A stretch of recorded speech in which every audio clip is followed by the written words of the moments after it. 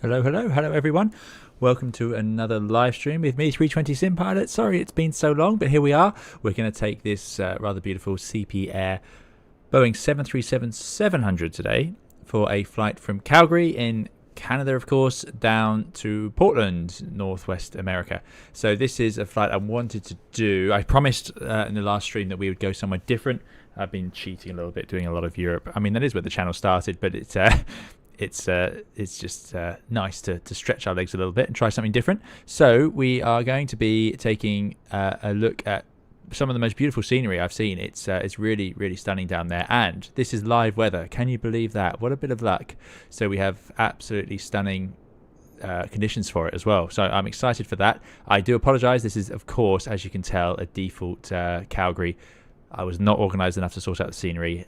This is all a little bit about as rushed as all my streams organising are. But anyway, it should be great fun. I can see someone's joining us in an Air Canada 787. What a beauty. One of my favourite liveries and one of my favourite aeroplanes. But there we go. We also love this livery here. Surprisingly similar, I think, to the new EasyJet livery, especially when you see it on something like the 747 with this sort of orange line going down to the back. But there we go.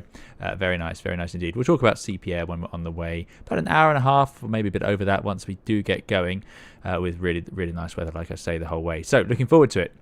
Jumping into the chat, thank you all for joining us today, and I'm again, apologies it's been so long, but great to have you here. Epaulette, Kelpie, I hope you're doing well, and Paul, Gerard, great to have you all here. Ed as well, great to have you. Igloo Foo, thanks for coming along. This is Igloo Foo's part of the world, so yeah, very good. Good evening, Chick Point, Hayden J. Robbins, thanks for coming along. I hope you're doing very well as well. Ryan, hello. And there's so many names. Reaper, Atol, Wild Rumble, thanks for coming along and moderating and looking after us. Really appreciate it. And Dougal, of course. Phil Norbert, great to see you here. Tamango, Adam, Let's Play Drain Sim, Chocks Away, Scary Penguin, checking in as the big 787. There we go. We've got someone joining us in, a fantastic aeroplane. I do like the model matching that the fly-by-wire installer gives you. Really nice. You know, up close you can see it's not an actual sim plane, but it looks perfect from here, you know, absolutely great. Anyway, there we go. So of course, PMDG 737-700 today, which is all good. Dougal, thanks for coming along and moderating as well. Great to see you. And Chris says, first time catching your live stream, but I wanted to say thank you. Your A320 cold and dark through to landing and VATSIM have inspired me. That's fantastic. Thank you so much. Really, really appreciate it. Thank you so much for your super chat, and thanks for coming along. And I hope you enjoy the stream today. And I'm glad the tutorials were useful for you. Those are still, some of my most popular videos are those Phoenix ones. They are standing there still in the test of time, which is good. So yeah, really appreciate it. Thanks very much, and thank you for that super chat, Chris. And enjoy today. Have you had issues with the reverse on the 737? Yes, I have. I just use the F2 key at this point, is where I've ended up. Hayden is asking the question I was hoping no one would remember, which is 80k sub special stream when, I need to do a special stream for that. I know. I've got a long time, given the until 90 at least, but I do need to get something started with that. So I'm sorry. That's all I can say to that one. I thought I might get better at getting these things done, and actually have gotten a little bit worse just getting them in. But the videos production, I've found, at least I'm managing a bit of time for. But these streams are just getting organised a little bit late in the day to get what I want done with that one. But there we go. Kelpie, thanks so much, Kelpie, for the $15 super chat. Really appreciate it. Kelpie says, let's get this party started. Thank you for coming along, Kelpie. Thank you for your super chat. Really, really appreciate it. Very, very kind. Thank you for supporting the channel as much as you have. Oh, we got some new traffic joining us. But Kelpie's been supporting us a lot. So that's very, very kind. Oh, we have an alpaca. So how is that that livery's in their installer then? Very cool. I wonder if they can see that yes, they have spotted. Thank you, Kelpie. Really appreciate it. Very, very kind. And of course, Chris as well. Right. Seth says, now you're on the 787, are you able to recognize early iterations of the Boeing design philosophy on the 737? It's not just early iterations. There are direct relationships between the two. I mean, it gets a bit silly, and we'll see where that is. But jumping in the PMDG, it's been a long time since we've flown this, and we haven't flown it since I moved to the Boeing. So I'm curious to see what we think of it. I do love the model on this, and the performance is great. It is very smooth. And obviously great work on this livery as ever. Just gorgeous. A little bit of oil stains at the back, or old hydraulic fluid, or de-icing fluid. Love it. So let's board the PMDG stairs. and head into the flight deck. Whee. Beauty. So, what do we need to do? Now, what I don't have for the 737 anyway is a checklist. And they've added this EFB since we last flew it. But as far as I can tell... Oh, there's the Navigraph. Right. I was wondering about that, but it doesn't matter. For sim brief alias. Is this where I put in my sim brief username? Because that's one thing I wanted to fix. Second thing I want to fix. I want to get rid of the sharklets. I don't think we should have them. So if anyone can help me with those two things, I have not managed those. The plane is on, because this is literally how it loaded up as per PMDG. As far as I can tell, all that's on... Oh, it's properly powered, isn't it? No, it's not. Where's the emergency lights? Ground power off. Let's just put it cold and dark. Yaw damper goes off. See what we can manage. We should do it properly, really. Again, how would we set it to cold and dark? It's been a long time since I've used this, and request data from SimBrief. Please send you SimBrief on the Preferences tab. So I guess that goes in there. Okay, we'll figure that one out. The winglets get taken from FMS PMDG options. Good. Oh, it just keeps getting stuck on that though. Good. That's frustrating. Right. Let's turn off the battery as well. There we go.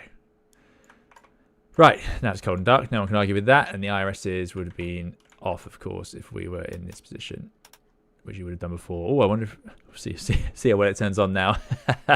I did find that we have some nice window shades, though. I quite like that. Fancy. CP Air have spared no expense. Right. So... You can't get rid of winglets except in 600 and Scimitar versus Blended is tied to delivery. Thanks, Lauren V. Thanks for coming along and moderating as well. Options are in the FMC. Why don't you want the winglets? What's wrong with fuel efficiency? I just feel like CP Air, I mean, they flew the 200, so they wouldn't have had it. Jamie asks for a go-around tutorial for the 787. Yeah, I will get one done. That'll be sort of after the landing. That's probably next on the list. Only the 600 can't have them. You can only make them Scimitar on the 700. Okay, so we'll leave them as they are. I saw some people's screenshots and I thought it looked really nice without the winglets, you know, a bit retro, but there we go. In the FMS settings, you can find cold and dark as our startup states. Okay. Right. CP had the 3N 400. Very cool. I'd love a 400 in the sim. I really would. Or even a 200. It's one of my favourites from good old X-Plane 11. Right. So, looking at the ground power. Put the battery on. Now the standby power, this is not a thing we have on the 787, but it is a common thing on this age. Let's put the lights on. But do we have a standby power switch on this aeroplane? Yes, but it's already in the auto position, so that's good. Right, done. And we're on the ground power, so we'll leave that alone. So in the FMS, so we're not going to change what we said, but we can do SimBrief, which I'll get sorted now.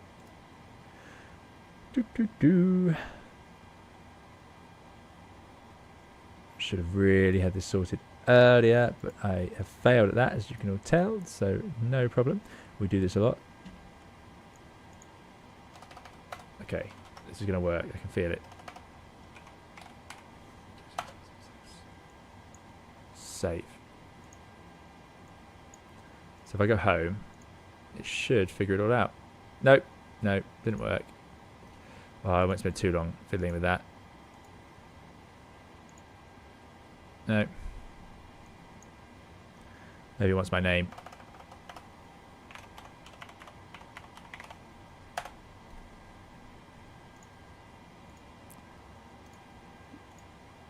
Hey, it wanted the name. Good. Oh, that's good. We get the weather. Okay, nice. So northerly breeze, but we could take it from any runway with that sort of wind. 7 degrees, pretty fresh.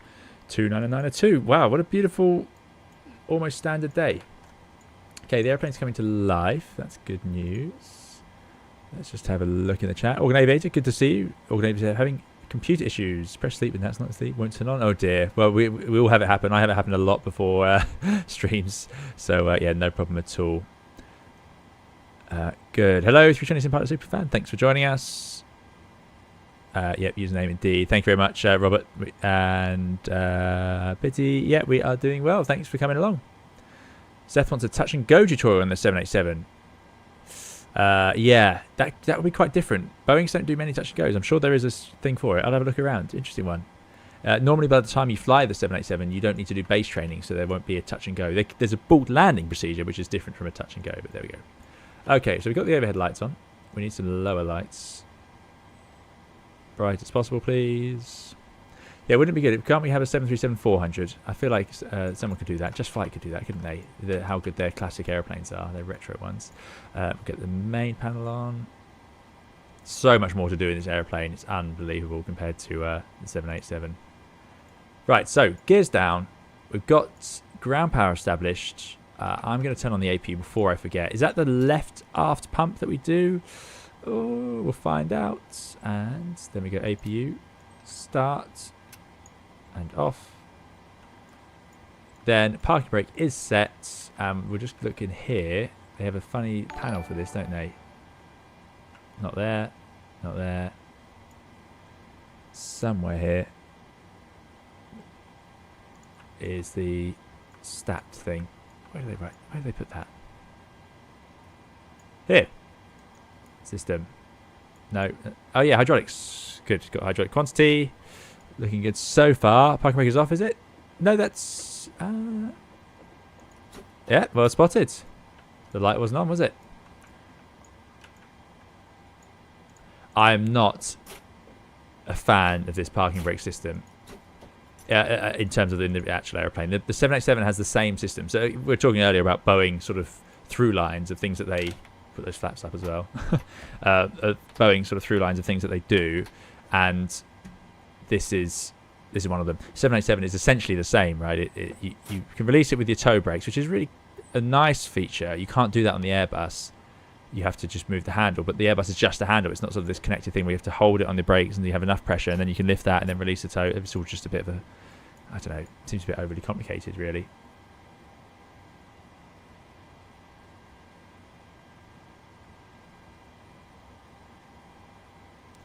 Right, good. So we know we can't change the winglets. So I think everything else was set up as I wanted.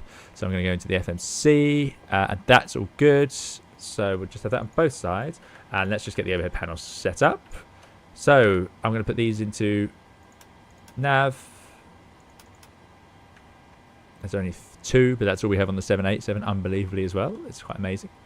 We have crew oxygen, that's good. And we got our backup 3 greens are working. Flight recorder's off for now, but it would come to life later.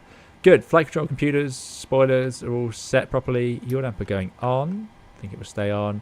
IRS, normal, normal, normal. Definitely all normal, please. Remember, I don't fly the 737. We don't need to cross fuel. We don't need any of the other pumps on. We're just running on the APU. Did I get that right? Has anyone told me? I am sorry. I might need to change the chat to low latency, but for now, that's what we've got. Let's have a quick look through. K20017 likes the handbrake style of parking. Fair enough. I can understand. Yeah, for me, it's just I think I do like the Airbus one. Quite simple. That's right for the APU. Only one pump. Thanks, Razor. Good. So the lights are off down here. The APU is on. Moving up. Wipers obviously off. Now, this is a disaster of a panel. This it's crazy. The trans bus is auto. Seems right. Especially with a big guard switch like that. Then we got the Gen 1 is not going to work because these switches center, which I just think is crazy. But there we go. So they are off. We're not on the main generators. Those are off anyway. The APU is also off. So let's turn on the APU generators. And now the GPU is off anyway. Good. Good. Right. Made it through the first hurdle. This is just going to show us electricity volts. Not fussed about that. Moving down. Circuit breakers. Good. Equipment cooling normal, please. Emergency exit lights can be armed. And we'll put the fasten belts and chime only. Just leave it off, I suppose. And engine start switch both. Good. So moving up, we've got the cabin altitude pressurization. Not going to touch that. Don't have to have any of that on the 7.8, of course. The door lights, all integrated into the screens on the 7.8, quite nicely actually. And engine pumps on, electrical pumps off. We don't want to pressurize yet. This is similar to the 7.8 hydraulic panel, but it's on the 7.8 it's just so automated, it doesn't actually matter where those are half the time, frankly. Anti-ice can all stay off, and we'll have the, I think the window heats can go on, but we leave the pitot heats until we push back. That's a very faint memory of the last time we flew this. Reset fan in the auto position, packs in auto. Let's put the AP bleed on, get some air conditioning going, and then we'll turn off the packs when we want to start the engines. Right, we're going to cruise at 38,000 feet today. Can't believe you have to do this either. 38. Landing, it's basically sea level. 100 feet. Good, and it's definitely an auto. Great. And we'll leave all the lights off. We'll have the steady position lights, everything else off. Good. Moving down. We haven't got that because we haven't aligned anything yet, but we'll let that happen in a minute. Right, so I have another issue with this panel. It's quite powerful what you can do with it, but it's just the switches are all the same. But I suppose they are on the Airbus as well, but there's only 2 rotary switches on it. But yeah, there we go. Let's have a look. If you have 1,000 pounds or more in the centre tank, you can turn on the left centre pump for the APU, otherwise one forward. Okay, interesting. Kelpie says, in the FMT under settings, PMDG offers a more simple way to use the parking brake if you don't like the realistic. Ah, interesting. I don't mind it being realistic, but I just, yeah, it's just not I'm not a fan of the actual system itself. Right, let's have a look. Would you recommend doing a virtual PPL or virtual type testing through a company like BA Virtual? Can't afford to do it in real life. That's up to you. That's up to you. Oh, there you go. Apparently, fuel, heat and hydraulics, according to Lauren, are all dependent on the airlines. So some places they'll turn off anything that can get hot, move while ground crew can touch it. Yeah. I mean, the windows on most like modern airlines, they'll just sort of automatically heat low power on the ground, high power in the air. Because, you know, it could be snowing or something, couldn't it? So, and you can't just sort of turn on the heat as you take off, because if you hit a bird and the window's ice cold, like in the middle of winter, that's not really great. So, yeah, interesting. We'll leave it on. Good. Yeah, so we're moving down here. Right, moving along. So we'll be in inches for the barrow. We'll do the minimums later. I won't bother setting any of this up until we know what we're doing. Not going to bother with the course just yet. I will arm the auto throttle system, but we'll have the... And I'll do the flight direct. No, we'll wait till we've aligned everything. And then we'll set up this as we go. But the disengage bar's down. Good. Moving down. Set the QNH. 2992. 3,500 feet. High up. Calgary. Didn't realize it was quite so high. Everything's in normal position. And it wants us to align. That's fine. Auto brake to RTO. Flaps are up. Not going to fiddle with the M1 computers. Good. This is way more complicated again than the 7.8.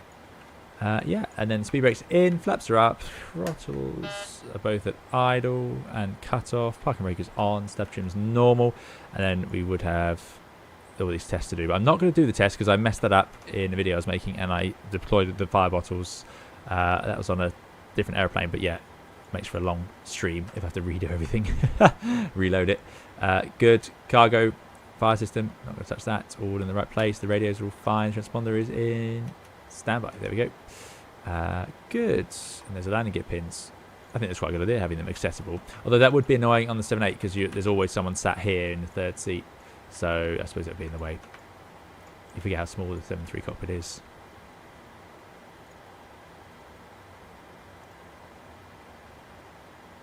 Yep, this is the Chamango's absolutely right. This is the 737 variant. Love it. So enter IRS position. Can do. Position in it. We are at C, Y, Y, C. There's the position. We're only slightly off of that. We'd have a GPS position in the 7.8, which should just automatically take. You don't actually have to do this, but we'll just put that in there. And it'll be close, very close. Route requests. Hopefully this will work. I'll be very happy. That's not reassuring. Nope. It's not going to load it in, is it? So, oh goodness me. I forget it does that on these older ones. 7.8 doesn't do that. This has caught me out more than anything, where it automatically populates the scratch pad. We're going to Kilo Papa Delta X-ray. We're going to be the Empress, so CPC 347 into the flight number. Good. And that's about it for that. So let's choose a departure. It looks like a lot of North America, it's just a straight out, whichever runway. Cowboy Rodeo, love that. Stampede, excellent. So what should we do? Just a Calgary departure, I would imagine. Make sure the trim wheel doesn't hit your knee. It really hurts, apparently. Yes, so the trim wheel on this, again, missing from modern Boeings, but this little handle comes out if you need to manually trim it. And if you leave that out and this thing spins when someone's trimming, it will smash your kneecap, which sounds very painful indeed. Yeah, I think we'll do the Calgary 7. So the next question is, which runway's in use? Let's have a look. Wow, lots of us here. It's good. We're good at these big groups these days, aren't we? Let's have a look at our charts.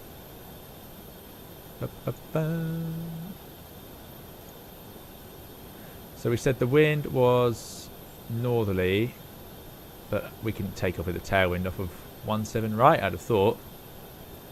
Don't want to taxi too far for the sake of it, or we could go for 35 right.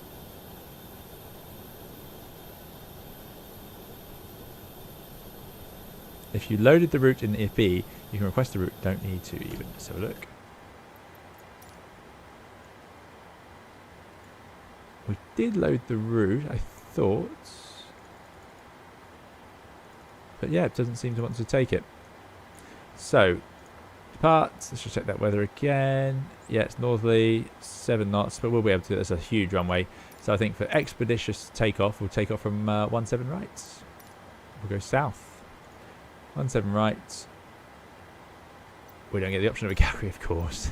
I've never failed to somehow pick the wrong departure. So I think we do a Cowboy. 165 heading. Straight down. Maintain 7,000 feet. Good. Let's activate that. Execute. And we'll go and continue the rest of the route, which is not too long today. We are going to go to Dumra. Let's see if we can do that.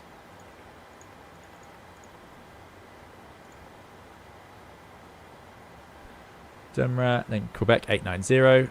Now I did update my charts for the first time in a long time, so hopefully this will all work for once. Roppler, direct Silver. I'm really excited to get you guys onto the arrival. It's really pretty.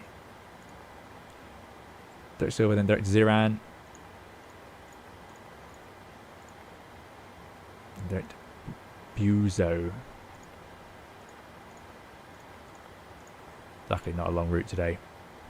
And then the Crater arrival, which we won't put in yet because it's Boeing and we can't do that yet. It could get really confused, of course. So we won't touch it. Let's just have a look on here and make sure this looks right. So plan. Legs. Step. Couldn't be simpler, guys. Couldn't be simpler. There it is. Vector, and then we'll head on to Dumra and carry on with our route. Looks pretty good. Perfinite time. Right, now this is going to be a mess. Because I'm so used to it being just sorted out for me. FS actions, fuel. We need, in kilograms, total fuel of 6 tons. So let's do it. The weather's lovely. So 6 tons. Good. And has that happened straight away? It has happened straight away. Okay, next is payload. I need a 0 fuel weight of around about 48.2.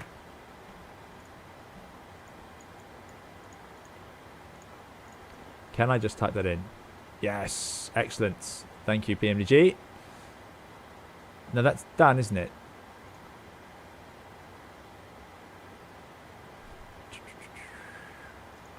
Don't do maintenance.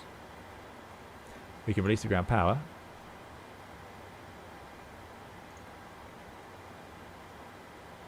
Fuel truck's done. Stairs. Okay, I'm going to leave that there. So I think we're ready to go in terms of that. We agreed that our stop altitude is going to be 7,000 feet, so I'm going to put that in the window. Half an hour down. Dear, not ready to go. 40 Gumball, good to see you. Thanks for coming along. We do manage lives every now and then. Too bad there isn't a stretch DC-8 sim model. Yes. You can load everything directly, everything from SimBrief on the flight plan request page. But I couldn't get that to work. I don't know what I did wrong. You do all this with requesting loaders, fuel trucks in the ground service menu. Kind of fun. Yeah. Yeah, I had a feeling something cool like that was in there. Anyway, that's done now. So, let's load it in. We've got 0 fuel rate 48.2. CG 23.7. Planned fuel, we've got 6, 0 fuel weight 42.2. Reserves today, probably not too bad. Seattle will be our alternate, won't it? Yeah, Seattle's the alternate. So we need 1.2 to get to Seattle and 900. So we need 2.1. Wow, that is low. I've forgotten what these numbers sound like. Cost of X20. Cruising at 380. Turns out 18,000. Is that correct for Canada? 18,000. Good. N1 limits. So, traffic, Air Canada 45 Quebec. We need to do our performance, don't we? Stand, for the Air Canada 117 next to us. So we have this now. Just to give you some more room. Imports. Imports. No, import from aircraft. Import weather. I love import. Calgary, runway 17 right. We've agreed on that, haven't we? Yep. Excellent. Excellent. Excellent. Calculate, please. Love a good performance calculator. 40 says, over the years, like almost 4 now, I've been using a video as a tutorial for commercial flight. Well, I'm sure you're aware of what every single one of those videos has said at the start. Sorry, James. Good to see you. James, no podcast updates yet. No. No, it's been. I know there's been a bit of radio silence, but yeah. What's going on?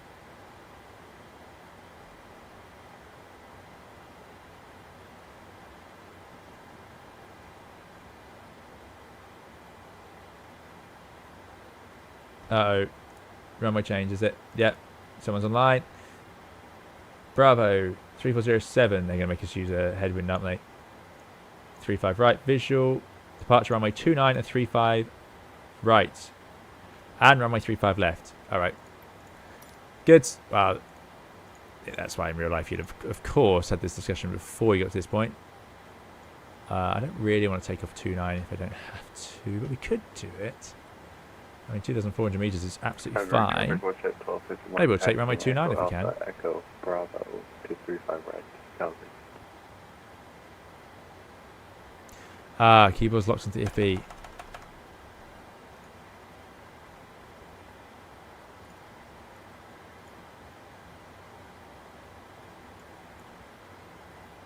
I mean, it does the. It's doing a little logo. It's just nothing's happening. Anyway.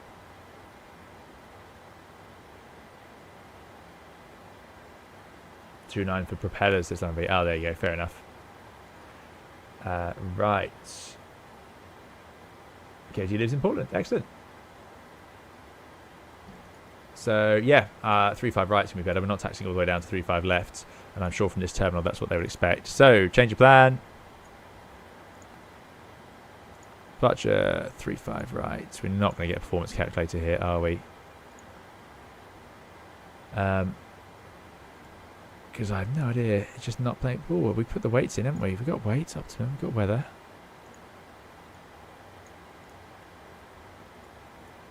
Let's just grab a clearance. Is there? Who are we talking to for clearance here?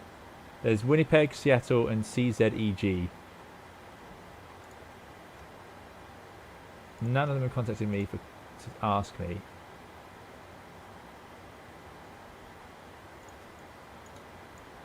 What's missing? I really don't know.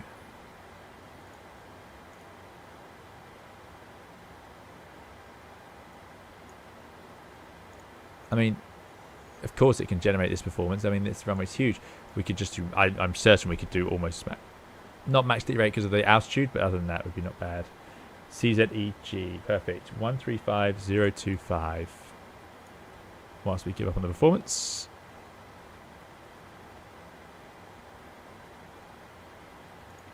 Sorry, Stampede 1, and we've pushed. We'll just got to start the other engines up, and we'll be ready for taxi.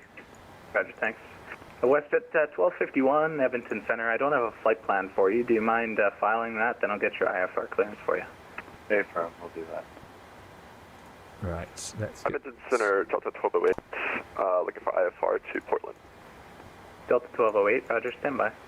JetBlue 450, you with me? Disappointing. I needed those speeds. We'll just do the takeoff reference speeds, but Filed now, 1251. I really ran out of ideas here. Just at 1251, you're cleared to the Winnipeg Airport via the Stampede 1 departure. Flight planned route. Departure runway 35 right. Suppose we should put in a course. 0211. Although we can't really do it until we know which one we're on. Let's speak to air traffic. That's going to solve a lot of our questions right now. 35 right, squawk 0211. What's the 1251? Read back correct. Runway 35 right, the altimeter 299er2. Taxi via Bravo, hold short runway 35 right. Bravo, hold short 35 right, 1251. Delta 1208, you're cleared to Portland Airport via the Stampede 1 departure. Flight planned route. I think Departure everyone's on runway board, 29er, so what we'll do squawk is... 0507. Clear to Portland, be the Stampede 1 and the flight plan route. Runway 29er, squawk 0507, Delta 1208. Delta 1208, read Stairs back going, correct. doors Information closed. Bravo, push and start your discussion. Call for taxi.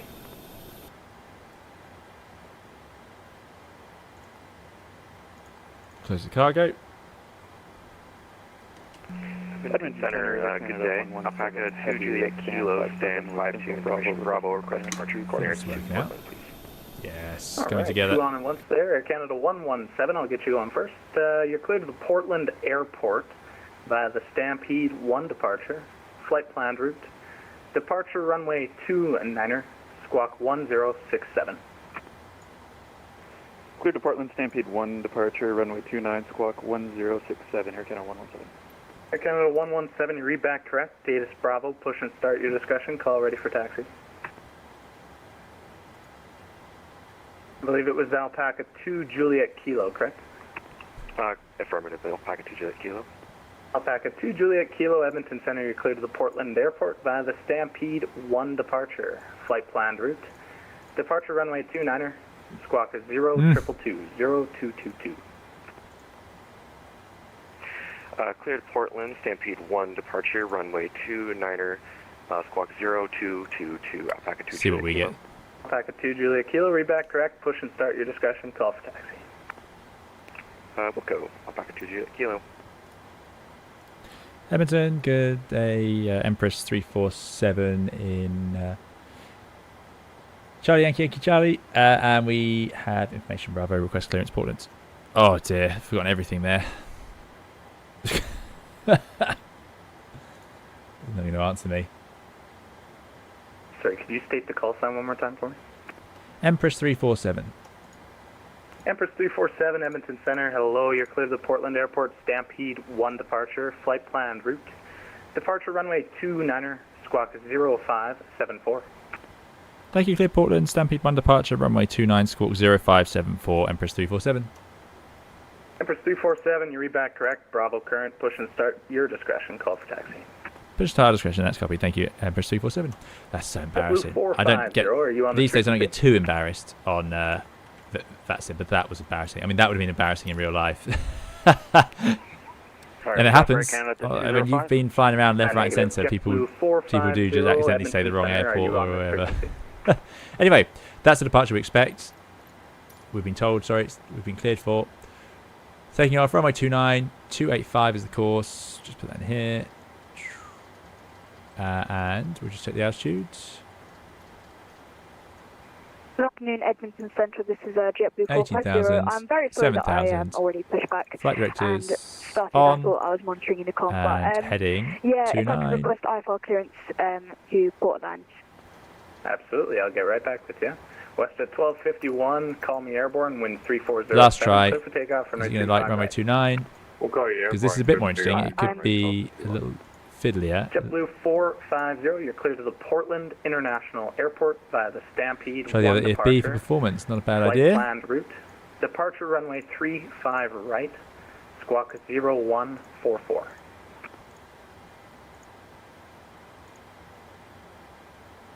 Air Canada 205, ready for taxi. Stand by. Sorry, could you read that back again? I've had some speaker issues. I can, absolutely. JetBlue 450, you're clear to the Portland Airport via the Stampede 1 departure. Flight planned route. Departure runway 35 right. How upset has Sensor Squawk got when you called him Tally? 0144.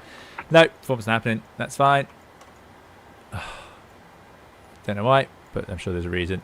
So, NITREF, we'll go to M1 limit. We'll just go full takeoff then. Not going to derate just by guessing. Portland via flight planned route. We'll do a bit more flaps, 2,400 meters. We're not very heavy, but let's do a flat 15. Thank you, JetBlue 450. Let's do a flat. JetBlue 450, Yeah, 15 your takeoff. readback's correct. ATIS 108, information 108, Bravo. Let me know when you're ready 117. for taxi.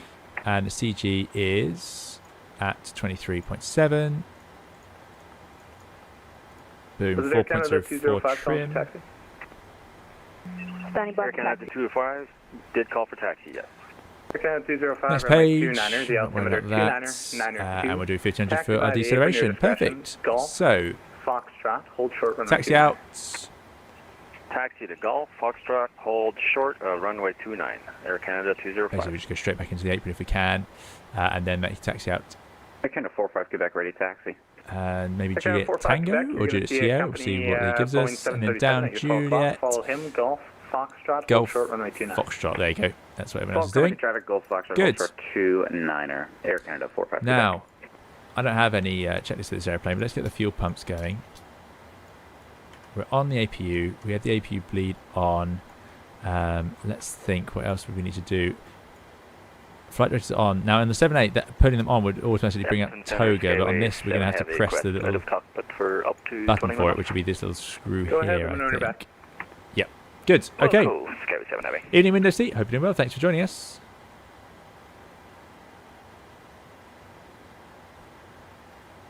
We just could auto-fill the CG. Oh, well, there we go. Right. It's at 1251, you're identified. Climb flight level 350. Up to 350 West at 1251. Yeah, so we don't have a checklist. We have this little checklist, which I do like, but the before takeoff is just flaps and stab trim. So let's imagine that we are target attached. Oh, they're chocks in, aren't they? Go to those. Yeah, this does feel slightly clunky. 456 Heavy. It looks like we're going through a little I'm sure bit that's of a me doing it wrong. reception, Remove the chocks. issue in that area. Do you mind just And texting me your push request? back. Straight out. Distance, I don't know. I don't know the distance, do I? But let's have a tug, please. There we go. So we're ready to go. They would clear us to pressurize. So we would put the anti-collision on, which is the red beacon on this plane, I think. JetBlue 450. I'm just going to have some aircraft coming And down Foxtrot right behind you we that will would need to put get the- to runway 29er. So do we'll you leave mind the if I hydraulic give you your pumps taxi instructions now? off. Because we don't want to pressurize the nose wheel steering system. I'm going to put the probe heats on. West at 1251, right I'm turn going direct to Wambo turn on the course. packs off Right turn to direct. increase the pressure in there. On course 1252. Lufthansa 456, Would that's it have worked approved. in Let me know auto? when you're back. We'll find out. Right, well, push at our discretion. 787 still there. 737 there. Delta still there. Let's go. Cockpit to ground. Go ahead. We've been cleared for pushback and start straight back. JetBlue 450, Edmonton. Oh, I've done the wrong weights. Good spot. Roger that. Ready for push straight back. Release the brakes, Yep, please. great spot. Great spot.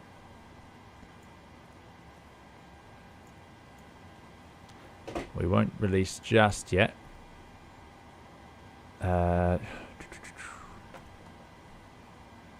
we'll go to menu, PMDG setup, aircraft. No, it's not PMDG setup. FS actions. There we go. JetBlue 450. I'm very sorry about this, but I'm familiar with American SIDS. Is the protocol that I follow the line, the heading out, and then until I get clearance to a waypoint? JetBlue 450, yeah. 112, on the 114, Stampede 1 there, 122. just literally fly Right, there we go. runway heading, Brakes climb released. 7,000. So if you are able to do that, That's very good. I'm Just happy ask. with the If you're class. not sure, just ask. What I'd Air traffic get would rather to you do ask. right now, if you don't mind, I just have some aircraft coming down Foxtrot. If you could move forward about, I'd say, Oh, we lost our 50 Delta feet, friend. that would be awesome.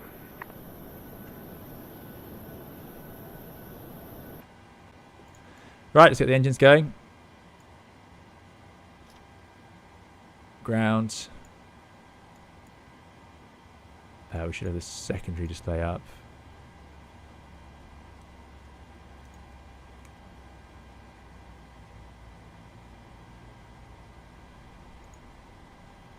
And JetBlue fuel. 450, did you copy?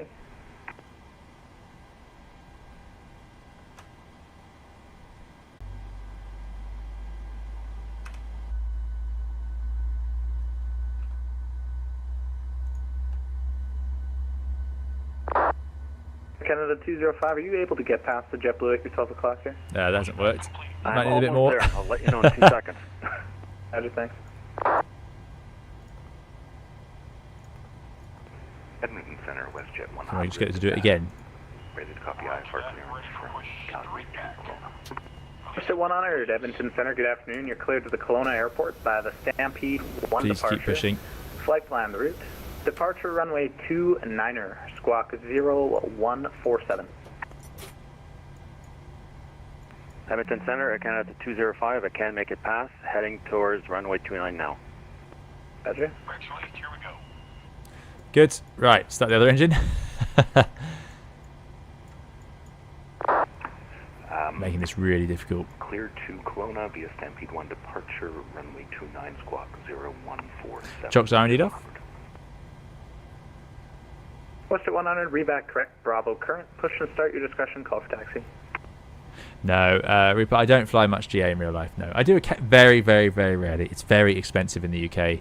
I can't justify it really. It's hundreds of pounds per hour. Air Canada 205, call me airborne, wind 3403. Right, Cliff that's takeoff, better. runway 3, or correct, Stop. 29er. Brake. Contact you There we when go. airborne, Air Canada 205. Thank you. Engine wants fuel, or it's not going to start. There we go. Dear. Doing a bit of motoring. Canada 431. There's the fuel flow. There's the EGT. Air Canada 431, runway 29er, altimeter 29er, taxi via the apron, your discretion, Hotel Bravo, Hotel, Juliet, Golf, and Foxtrot, hold short runway 29. Right, we made it. 29, Some progress here. Via the apron, Hotel, Bravo Hotel, Juliet, Golf, and Foxtrot, holding point 29, Air Canada 431. Good. Jet 1510, contact Seattle Center now, 135.450. Right, that's up and running. Going to Seattle Center, So, WestJet I'm going to 1510. go onto the generators. APU gen is off the bus, so we'll turn off the APU. That's off. The anti-ice is not required. We'll put the hydraulics on. Pitot heats are on. Put the packs back to auto. JetBlue 450, can you hear me okay? APU off. I think that was Alpaca 2 Juliet Good. Kilo, push and start your discretion. Good. Call So let's for think taxi. in the 7.8 we'd have done the generators Roger, and the Alpaca APU, which we've done. We'd have done the anti-ice, then we'd set the flaps. We said we're going for a flat 15 takeoff. Air Canada 205, taking off now. And trim 4.54.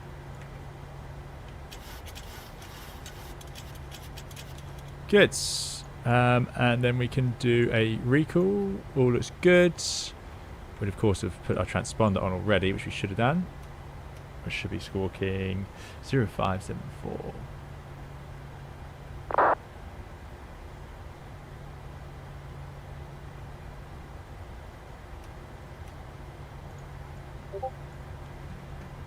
stuff.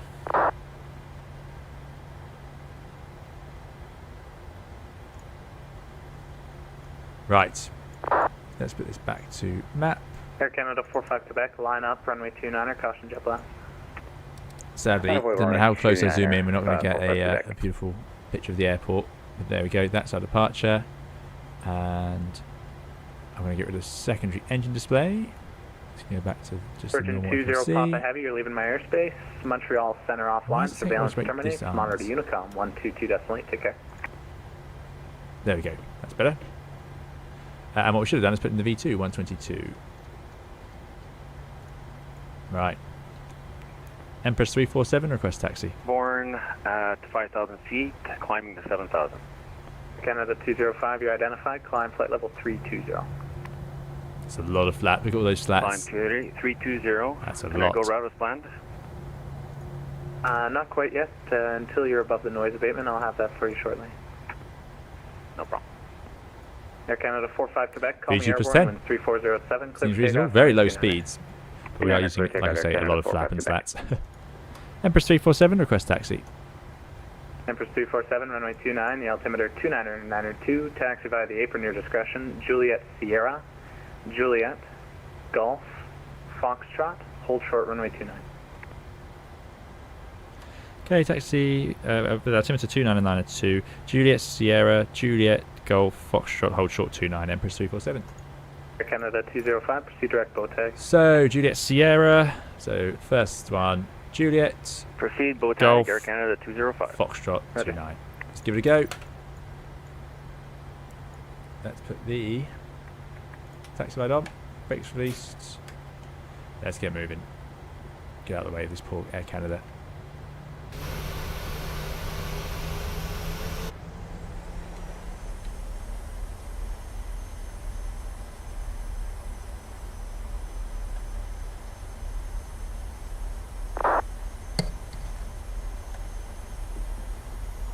It doesn't seem to turn very well. Oh, it's sliding into it, that's the idea. Fair enough. Surprised it's sliding at those speeds, but I don't know. Maybe the 737's very, very light on the nose gear.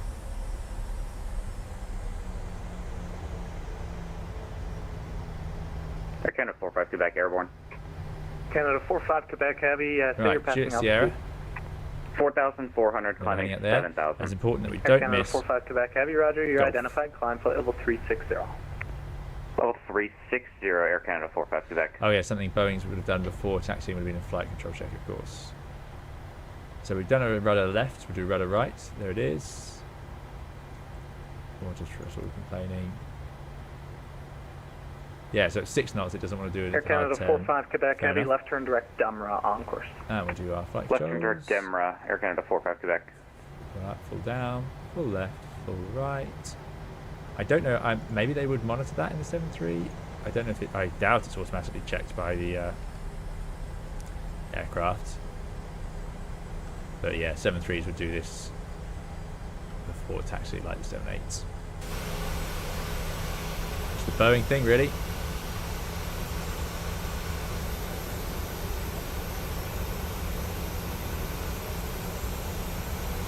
Can't believe the 777's almost here after all this time.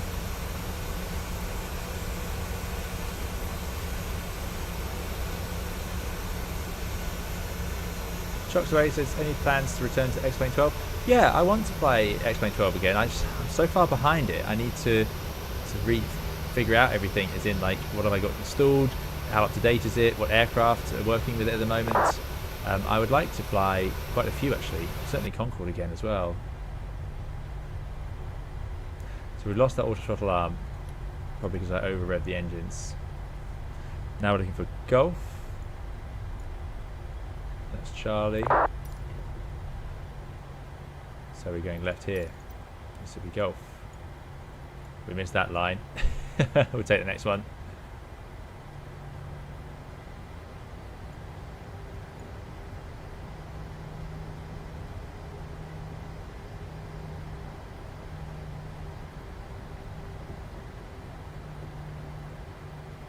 There we go. So manoeuvrable, these airplanes.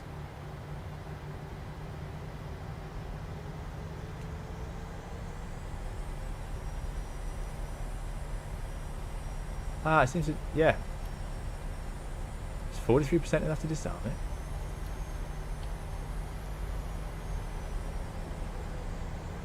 Maybe it is. Maybe we'll learn that as we get closer. I mean, 54%, fair enough.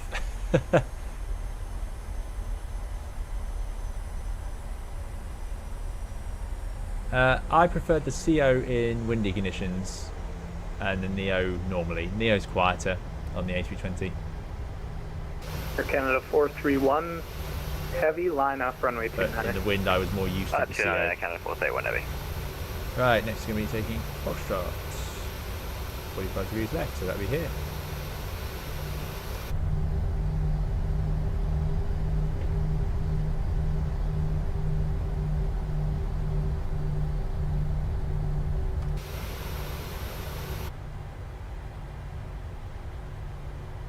Catch up with Air Canada. It is arming, it's just disappearing if I rev. Which I thought was the way of doing a config check, although you do one at a time, don't you? Yeah, so that works, but if you do both... Yeah, they seem to disarm it. Didn't know that. And there we go. So, we have our flaps out, we have our speeds, we're going to get the FMAs when we press the toga button. Can you hear my microphone? I think I may have sorted the problem. JetBlue 450, yeah, I read you 5, left turn direct Dumra, that's Delta Uniform Mike Romeo Alpha, V2 climb flight level 122, 132. We climb straight ahead to 7,000 feet and then head on to our route. Going to put the transponder to Tara. Cabin crew are ready. Done the brakes and the flight controls, and the before takeoff checklist says flaps at the green light, stabilizer trim 4.54. We've got. JetBlue 450, can you hear me? Air Canada 431, 787 taking off of that runway, it's quite impressive. Clear for takeoff, runway 29er. Good takeoff 29, we'll call you airborne, Air Canada 431. Air Canada 117 That'll be a full heavy, power takeoff with a fair bit of runway flaps. 29er, the altimeter 29er, 902. Taxi via Juliet Sierra. And not much fuel, Juliet, which you wouldn't have for this flight, Bravo, so probably Romeo, possible. And Foxtrot, hold short, runway 29. Yeah, inner slats, Kruger flaps, indeed. Taxi to runway 29, And then the outer Juliet, just Sierra, normal slats. Juliet, I know, it's an interesting Bravo, design. There is a Kruger flap on the Foxtrot, 787. It has one Kruger flap that connects between the engine nacelle and the wing. And the rest are all slats, including the inboard one on the 787. Off they go. 450, can you hear me now?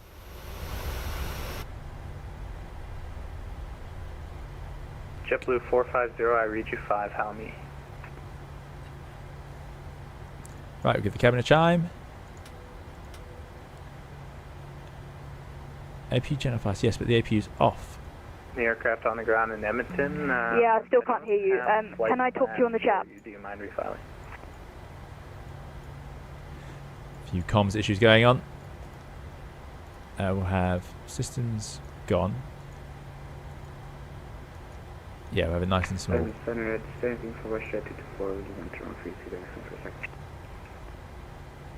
that 224 Edmonton Center? I read you 5. I don't have a flight plan. If I get the chance to see Active Sky, I'll do a review. Andy H132, good to see you. Thanks for coming up.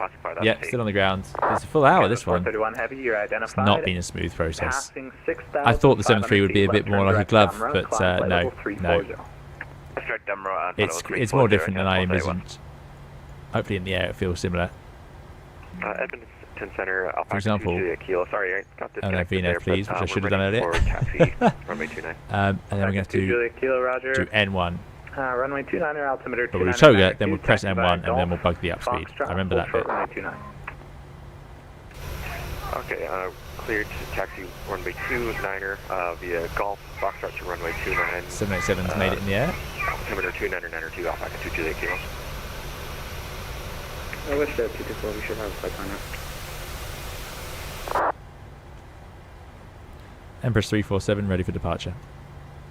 Empress 347, line up runway 29. Line up runway 29, Empress 347. So 224, I still don't have anything for you. Doing the approach.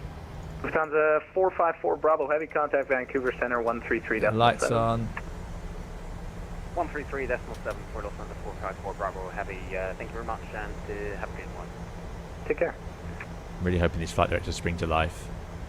Empress 347, call me airborne, wind 3407, clear for takeoff, runway 29er. Clear for takeoff 29, Wilco, Empress 347. Okay, let's give it a go. Edmonton Center, Skyway 7 Highway back in cockpit. Thank you. Edmonton Center, WestJet 108 with information Charlie, gate 17 at Calgary, requesting IFR clearance to Vancouver. WestJet 108, Edmonton No, Center, I had clear not to finished, Andy. Vancouver, Stampede 1 departure. Oh, it's not 7-8. planned Don't need to go this far departure, over. runway Right, 29er, squawk 40%, bit of forward 0704. pressure. Clear to Vancouver on the Stampede 1 departure, flight plan route. Stabilize. Runway 29er, squawk 0704. That's M1 Toga. So 108, you read back correct. Data Charlie, push and start your discussion. Call for taxi. Roger, push and start discretion, call for taxi, WestJet 108. Stick to neutral, yoke to neutral, 80 knots. So 224, go. Requesting IFR clearance to Calgary. I don't have a flight plan for you yet. So, A little bit sporty perhaps. Letting it crab. I'll let you know if I get anything. Gear up. Well, we didn't need all that power then, did we? No trouble. Have information bearer about requesting IFR support then. Canada 216, Edmonton Center, Look good at that. afternoon, standby 1. Oof, shouldn't be pitching up here. 347, say you're passing altitude. Passing 4,900 feet, Empress 347. Empress 347, you're identified. When you're passing 6,500 feet, left turn direct Damra on course. Climb flight level 380. How about 380 passing 6,500 feet left turn to Dunmo on course, Empress 347. Right, time to accelerate, so we do N1, which is done, and bug up, which is done, so it seems to be a little cleverer than that. Flaps to 1. I got it now. You're number 2 for clearance. We're actually going to struggle to get through the flaps quick enough here. Oh, we're doing Don't worry. okay. Air Canada 216, you're clear to Portland. Stampede 1 departure. So it does Flight also plan accelerate route. now. Departure runway It's pretty 29. good. Squawk 01. I suppose because we have the VNAV mode in there. Flaps up. 6,500 feet. Autopilots. Legs. Damra. Execute. LNAV. Commands. FMC. VNAV out. And we're cleared up to 380. Canada 216, your readback is correct. Charlie current, push and start your discretion, call for taxi. So this will be interesting. Will this let me just click it in? Can I out intervene? No. Because they had a separate button for that in these days. Alpaca 2 Juliet Out Kilo, intervene, you're there going we to see a opposite direction Boeing 787 on Romeo. He'll be ahead of you for Okay, it's feeling a little more like a Boeing in the air at least. Hold short runway. We'll give way to the approaching aircraft and then follow 380. hold Getting short onto flight runway level. 39, Alpaca 2 Juliet Kilo. Standard. Canada Standard. 117, call me airborne, wind 340 knots. Good. Clear for takeoff, runway 29er. There's little things like, well, I knew we didn't need to arm the spoilers. So I knew I needed to out intervene. So, you know, coming together a little bit now. Yeah, that was a really fast departure. Via the Gabbett Beautiful. 1 departure. That's what haze. Flight planned route. Hopefully Departure runway this stunning as we 02, get over to Portland. Squawk 0367. To the moon, indeed, some code indeed. Cleared to Calgary via the Gabbett 1 departure, runway 02. Not flown the PMDG 737s for a while. The 200 Neo is overdue a blast round of blocks as Andy H122. What's the 244 Yeah. readback correct? Yeah, it's 10,000 feet. Information Bravo current. Push and Landing start lights your off. discretion, call for taxi. Turn off lights off. Roger, push discretion, call for taxi, and we'll push Off. data. Roger. Air Canada 205, contact There we go. We're Vancouver at the Center now, 133.7 CF. Or in auto. Contact Vancouver We're on Center, standards. 133.7, Air Canada 205. That's not going to let me Thanks put for that to everything. off. That's a hardware thing. What's at 1251, contact And we're Winnipeg accelerating, Center 290 on knots. 124.0. Good stuff. Take care. Good stuff. Hopefully you can hear the airplane. Let me know if you can't. So this is different. It's staying in N1 modes, which is here. So it's a selected mode. Okay. That'd just be thrust on the 787 thrust mode, but you can't. There's no button for it. Fair enough. Altimeter 299er2. Synchronized heading Taxi by plug. the apron, your discretion. Bravo Alpha. That's not Bravo, changed. Romeo, And we can and lower Foxtrot. the Hold short runway 29. bank rate angle, maybe? Do they do that at this point? Well, remember, this is quite a light 737-700, so it's going to have better performance. And the auto brake didn't automatically disarm or go to off. It would on the 7-8. There we go. Alpaca 2 Juliet Kilo, line Beautiful. up runway 29. Beautiful. Line up runway 29er, Alpaca 2 Juliet Kilo. Now, I saw a whole thing about the 73s where 117 airborne 355. if it's too warm, Canada 117. And you run the heavy, engine you're identified. anti-ice. Climb flight level 400. Which is Climb up here, isn't 400, it? Air Canada 117 heavy. It can damage the composite in the Canada 117 cowlings, heavy, left turn direct which can be down dangerous because then it could obviously Left turn direct Air Canada compromise the structure, which is quite an amazing thing to think. Let's look at those landing lights. Yeah, in the wing route. Oh, we got the fancy LEDs today. Look at that. Beautiful. At 35 right. Alright, That sort of 35 crisp right, white. And the star is advocate, correct? Yeah, very nice. Affirmative. Right. Thank you. That's what all pilots do. Just block out as much sun as possible now, despite the stunning views. And we have little eyebrow windows, which we love, of course. I think all airplanes should have these forever as mandatory. Like in the little greenhouse. Imagine everyone spent a lot of time blocking those in. Yeah, Captain Walter, thanks for coming along. 2 Juliet Kilo, it's just going to be I about agree. a 1.5 minute delay. Just It looks like the APU is still on, doesn't it? Roger, 2 Juliet Kilo. How would I know? American 1622 Heavy, if you're still with me, you're leaving my airspace. Anchorage center's offline. Surveillance terminates. Monitor Unicom 122.8.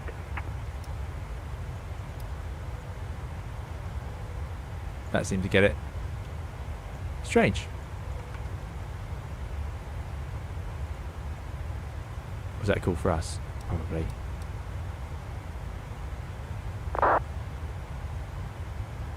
Check APU EGT. True, it is sitting there hot, so it must be in its cool down cycle now.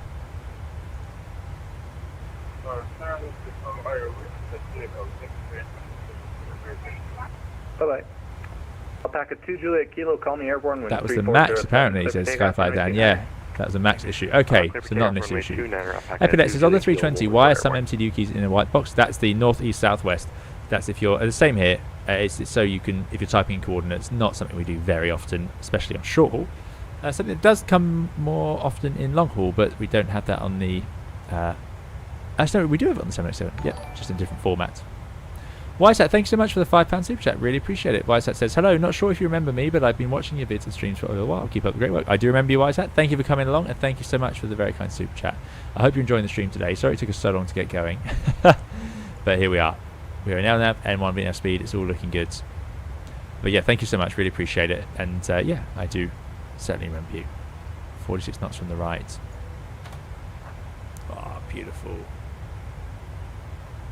Air Canada 45 Quebec Heavy, contact Vancouver Center 133.7. 133.7 on Vancouver Center, Air Canada 45 Quebec. See it.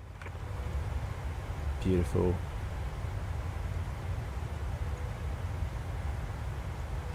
Stuart 108, ready for taxi. Let's hit 108, So, Roger, standby 1. we're going to be up at our cruise altitude in no time. We are in climb, I suppose. If I was to go to Edmonton Center, Alpaca 2 Juliet Kilo is airborne, passing 4,900 feet.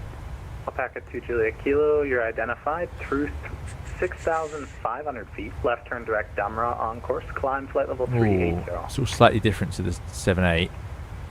Left direct Dumra. Say again, altitude, Alpaca 2 Juliet Kilo. How would I tell it to go to climb 2? Left turn direct Damra Being and the climb VNAV flight part level normally. 380.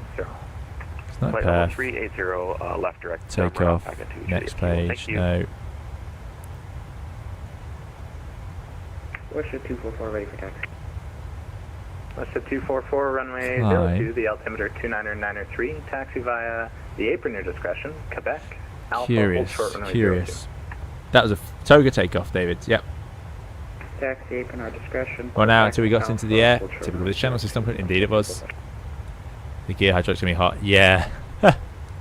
Yeah. These days, I mean, this is such an old Boeing thing. They have finally got rid of that later. WestJet 100, call me airborne, wind 340 clear for takeoff, runway 29er.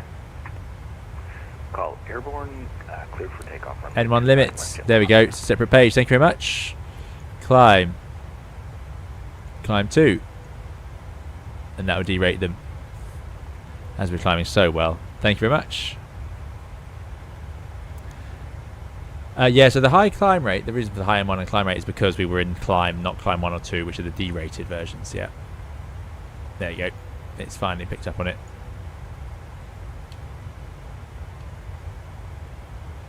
Good. WestJet 108, runway 29er, the altimeter tracks. 29er, taxi via the apron. Horrible feeling we need to Bravo, contact someone, but I missed that call.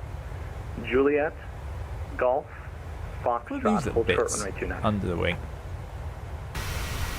Altimeter 2992, taxi, Hotel Bravo, Hotel Juliet, Golf, Foxtrot, hold short runway 29, lift 10. There we are. It's just part of the mechanism, I suppose. Quite strange. All these fancy lights that we got, fancy strobes even. This is a very modern 7.3. Shame you can't get rid of the winglets. I suppose they never sold it without winglets. Is that the idea? This is an NG after all.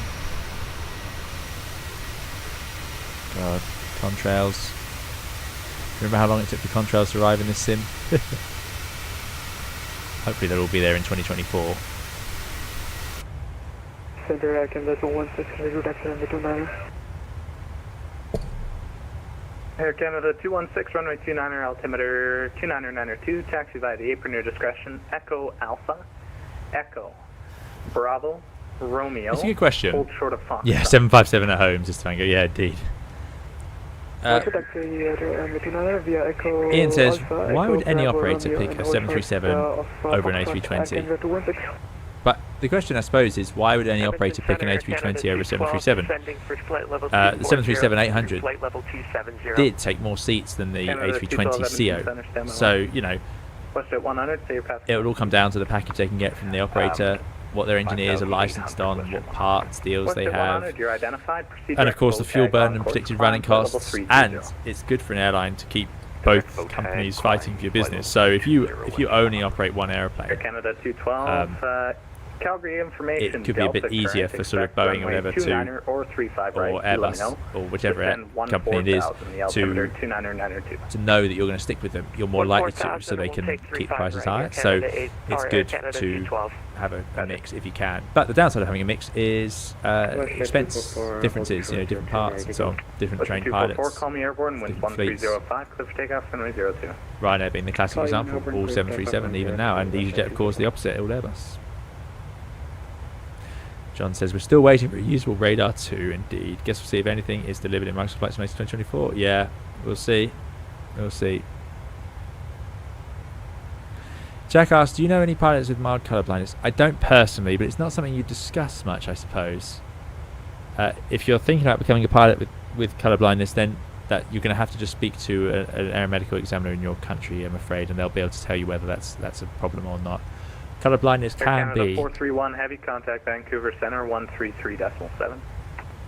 Colour blindness can be a problem because obviously the way the instruments are set up is very colour focused, especially on glass instruments.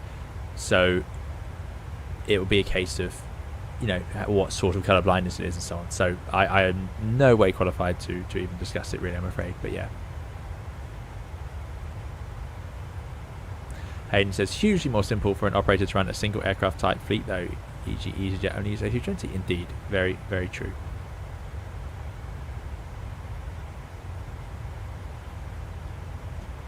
Am I coming through a bit quiet? Why is that? If I do that, does that help? WestJet 244 runway 02 pass. There you go. In the US, you can get a SODA, a statement of demonstrated ability. Exactly, yeah. So that sort of thing. Heading 160, climb flight level 230. 160 and flight level 230. Oh, there you go. K20017 knows a few. They travel to special AME physicians and do specific tests to get the medical. There you go. How much of a factor are overflight fees in international flight planning? Do carriers ever avoid countries' airspaces to avoid the associated fees? Rarely.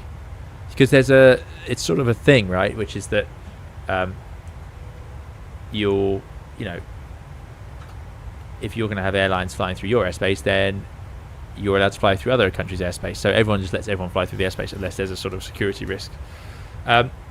It can be different fees. What you'll find airlines do is they might decide to recertify their aircraft. So they'll they'll change the Canada 117 takeoff Heavy, weight are you able to and speed landing weight 280 knots in in the accordance flight? with getting the cheaper fees if they think it's going to be worth it. So if the whole of Europe adopts like a slightly different maximum weight for the overflight fees, then why not? Empress 347, what's your current indicated airspeed? 270 indicated Empress 347, just swapping over to Mach 77. Roger, thank you for that. Yeah, so I think it's doing Mach 77. Jet 108, call me airborne, wind Yeah, 3407, clear for takeoff. Got something right today. 29er. Yeah, so you might want to recertify your airplane. So you'll change the maximum takeoff or landing weight, whatever it suits, and say it's lighter than it was before. We won't operate it over these weights, and the airplane's perfectly capable of it. So you'll get A320s with endless different weight configs, landing weights, takeoff weights. Empress 347, contact Vancouver Center 133.7. 133.7. Empress 347. Thank you. Bye. Air Canada 117 Heavy in the transition. Mach This controller's doing a lot of work, very well, making it seem effortless, and I'm sure it isn't. Very impressive. Again, Air Canada 431. Air Canada 431, say Mach number. Mach .839, Air Canada 431. That's quite a bank angle. I thought I limited that. Oh, it's because it's an LNAV, perhaps? Increase to Mach 84, Air Canada 431. Vancouver, Empress 347, climbing flight level 380. Empress 347, Vancouver Center, good morning. No point telling them where we're going because we're on our flight plan route, so not much to say. Top of climb coming up. I'm going to get rid of that second needle. There we go. Right, let's have airport. We should have had traffic on. We'll have terrain.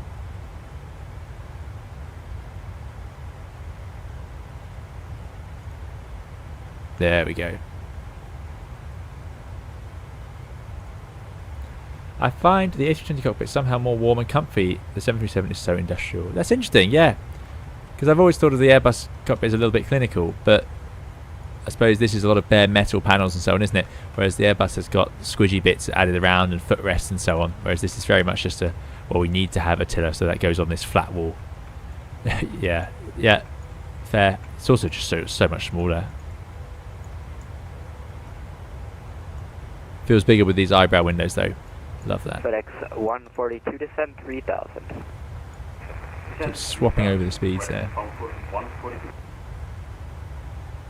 PMDG's LNAV doesn't seem to limit bank properly. No, that seems like a tight turn really, didn't it? Although, is that because we didn't put the winds in perhaps? Vancouver Center, hello, Air Canada 117 Heavy is through flight level 370 for 400, speed Mach 1. Would it have recalculated that? I don't think so. It shouldn't have, no. Canada 117, Vancouver Center, good morning.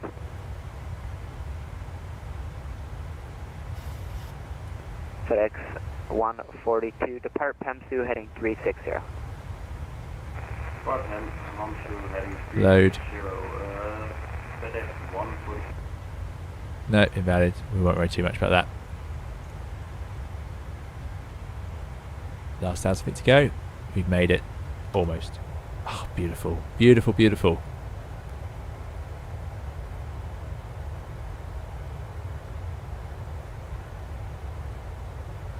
Organ Aviator says, flight sims never do a good job of representing flight deck size. They always seem bigger than in real life. That is a very good point.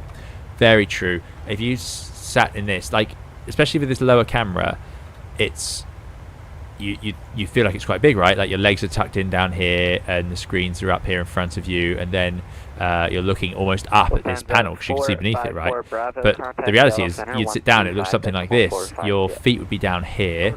The screens are effectively just above your knees. Yeah, they are much smaller. It's a really good point. And you can see that because, like, there's not even standing room in here, is there? Air Canada. This is tiny. 45 Quebec. Does have a little wardrobe though. Quite impressed with that. Yeah. Where's the jump seat? 545 Canada. Is it this thing? Quebec. Yeah, is that it? Yikes. Yeah, this is what the Dash 8 one was. Oof, dear. That doesn't look fun for the day. No storage on this surface. That's perfect for cup holders though. Right, FMC speed, LNAV VNAV path. Excellent, excellent, excellent.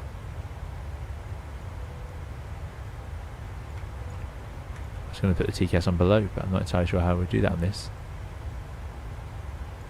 So I won't worry too much. Again, does not affect the operation of it.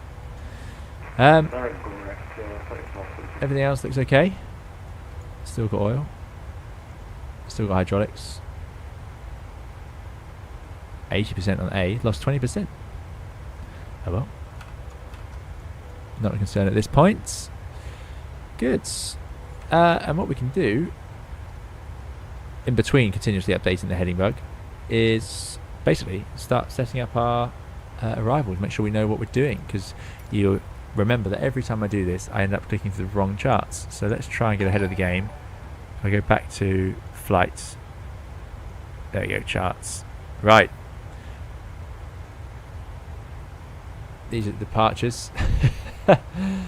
I think we're doing the Helen's arrival. We're coming in from the north via check the route. David, thanks so much for 100 check donation. Really appreciate it. Good morning, we're on the ground at David says, during high workload situations, how does the usability of the touchpad on the 787 compare to the physical interface on the A320? Do you perceive any difficulties changing things in the FMC on the fly? You can keep a clearance block. Depart the water. That's a good question. Or, yes, basically at times, yes. I would prefer keys. The good thing, of course, on the 7.8 is the only thing you're having to select with the trackpad, you select these and these. The actual typing you can do with physical keys, which is a relief. So yeah. So that's what I would say. I wish it was touchscreen or something on the 7.8 so we could just press them as well. Because yeah, going to the trackpad is a pain.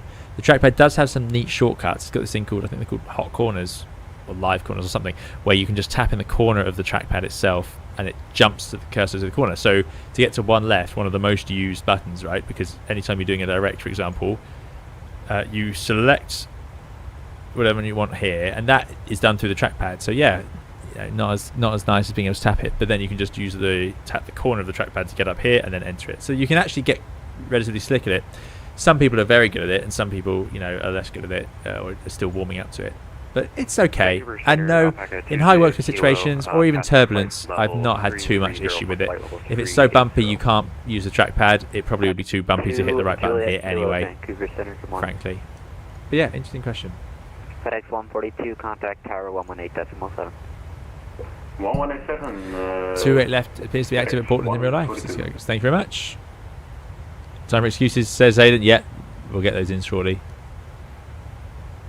Air Canada 2051, ready to send flight level 24. David Knott says, had to look twice watching an old episode of Airline when they had 737s. I know, it's hard to remember the days when EasyJet was all 73s, yeah.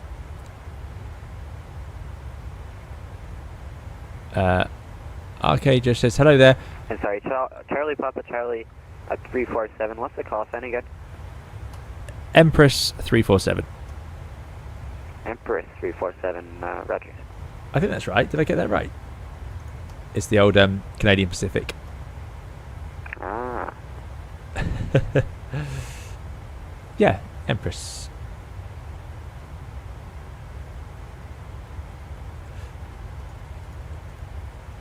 Good. Normally it's my own airline that's the problem for that one. So. Say your cruise altitude? 1,000. On the 787, getting a little circle in the top right of the PFD. In the corner in blue with two letters. It's probably showing you the middle marker, inner marker, outer marker. Don't worry about it. Doesn't matter. Good question though. But it's an old system instead of DME. 100 Vancouver Center. Hello. Andy says 737 jumpsuit was obviously designed by the same bloke who did the driving seat in the DAF LF. Truly awful thing to sit on for 12 hours. Goodness me. Yeah, I can't imagine. I mean, at least you're not going to do 12 hours in it on a 737. But yeah, I can imagine if you're driving for that long, that would be a real shame. The Dash 8 one was slightly worse. Did that have... I mean, it's a neat design, but does it have any sort of tilt? Or is it vertical? No, some tilt. That's good. That is better than the dash. leave The my contact dash at one is 118 actually just decimal fitted to this door. So two problems with that.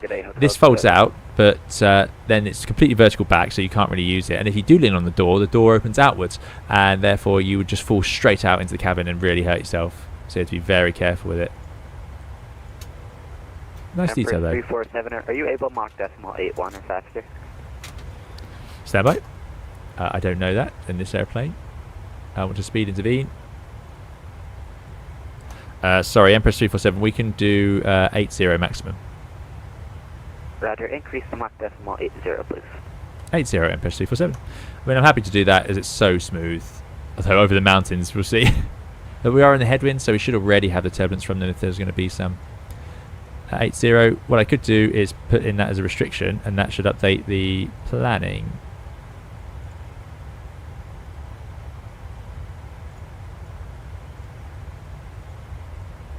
Nope. Nope. Thought I was being clever there, but it's obviously not going to have it. What am I doing wrong? That would work in the 7.8, but for some reason not hit. Is it too fast? Air Canada 341, contact Seattle Center 135.45. Just doing it wrong clearly. Good, anyway, 135.45. let's check our flight plan. We were going in Uzo and then Crater 2. We'll ship 106 passing 2000, just departed out of Vancouver.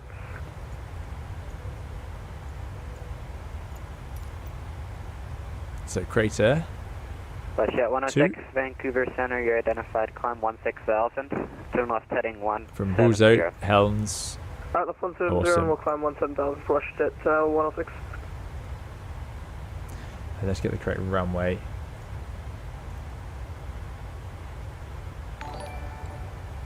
Go to the cruise page. Okay. Well, that let us change the cruise speed. Vancouver Center, Andromeda 433. Yeah, let's change. So we've got the target speed, the selected one. We're at Collock, suggesting IFR to Vancouver dash. I want to force it in there, but not having it. Anyway, not an issue for such a short flight. So your last station calling Sega. 4 Prawns, thank you so much. 4 Prawns is very kindly tipped $30. It's very generous. 4 Prawns says, sorry, I'm late, but you're already in the air. Thank you for all the great videos to stream recently. That's very, very generous and very kind of you, 4 Prawns. Thank you so much. Yeah, we made it in the air. It took us what, an hour? Just over an hour, which is not bad for an airplane where most crews would arrive at this airplane. I'd say under 30 minutes to go. But yeah, thanks so much for supporting the channel, 4 Prawns. Really, really appreciate it. And I hope you enjoyed it. And you're very welcome. Yeah, we've done quite well with the videos lately, I think. Just the streams have been a little bit more difficult. But yeah, happy about that. I hope you enjoyed it. There's a new video up where I look at there's a preview of the Lukla scenery coming from Aerosoft soon, and we try out some interesting airplanes in there, including the BAE 146, and we have a bit of fun, which I quite enjoyed that. So yeah. Right. Proceed direct Dapit on course. Someone told us the runway that was in use. For show 106.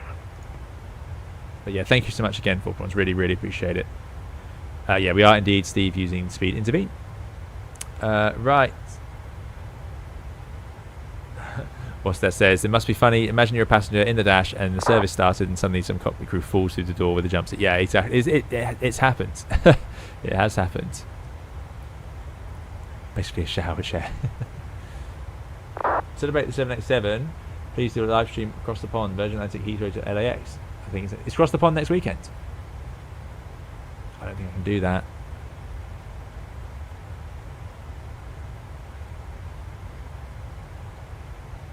Don't think I can do that.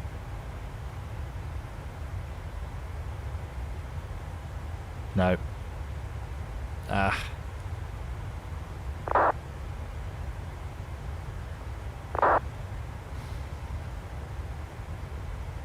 That's a shame. Yeah, but that's the sort of thing we need to do for the 80k subscribers. Arnav Yankee 28 left. I am the leader, says Ryan. Best approach in this direction is Crater 2, then break off the Arnav Yankee 28 right. So 28 is a popular runway, and someone did say 28 was in use. If we look at the approach, let's look at the taxi charts. And look at the airport. Yeah, it would be 28, wouldn't it? They would land us onto that runway. So what's the approach onto 28 right? Oh, it'd be fun if we have to do a RNAV. Empress 347, contact Seattle Center 135.45. See ya. 135.45, Empress 347, bye. WestJet 106, climb flight level 370. Climb flight level 370 for show 106. 545. This is Seattle. Where are we? Yeah, entering America. Seattle Center, Empress 347, flight level 380. Empress 347, Seattle Center, roger. Good.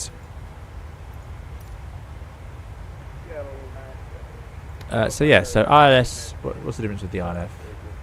Right. United 1986, Seattle Center, item. That looks the same to me. ILS 28 right. 28 left is in real life active, says English food. Actually, they both are. Never mind. Okay, yeah. So well, we'll go with the right as we're coming from this side. So Mango says, don't worry, you're always doing across the pond in real life. Yeah, exactly. Nick says, I really enjoyed the look of it. I should be trying it myself. Thanks, Nick. Glad to hear it.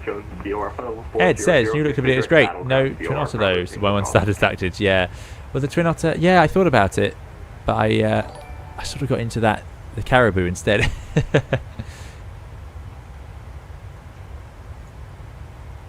But thank you again, 4 prawns, for the tip. Really appreciate it. Right. Glidestep on. Transition. Reedy. Star. Crater 2.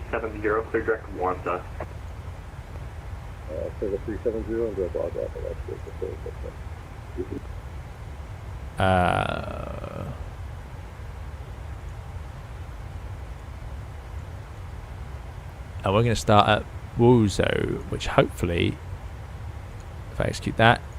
So, let's check through. I missed the days of doing this. I missed the days where you had... Empress 347, clear direct Buzo. Direct Buzo, Empress 347. Good job we got it entered. Just in time. There it is.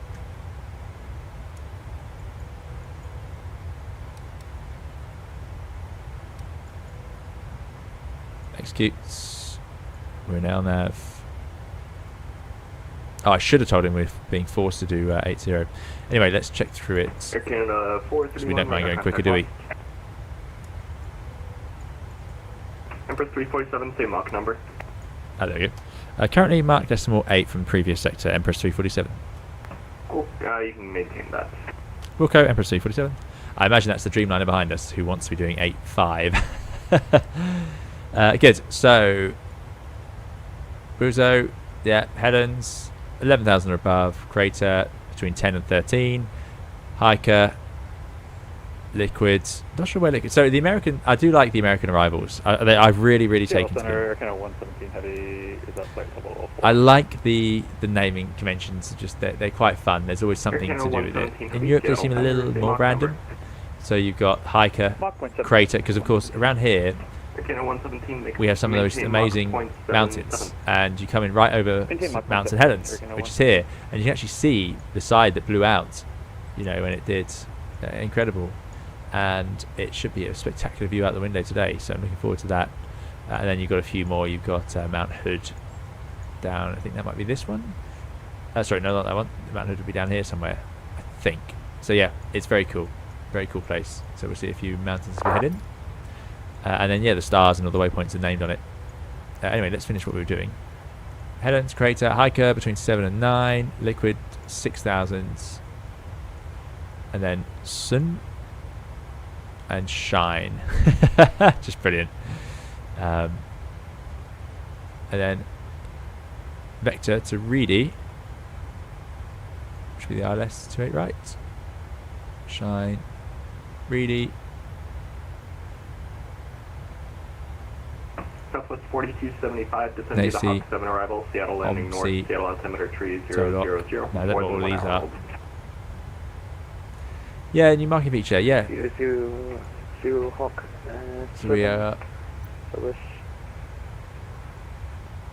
see if I can make it work. Now that could be really useful for videos. That could be really useful. Yeah. Nice. Nice. And it's just a highlighter so you can read through it. Because you do have this, the real charts have this, and we do use it. I mainly use it for NOTAMs actually. So on here, it's then now I was saying earlier, I was just trying to say I quite miss sort of the getting in the cruise, working out your arrival, getting it done, having a bit of food and starting your descent, like that sort of go it's really quite fun.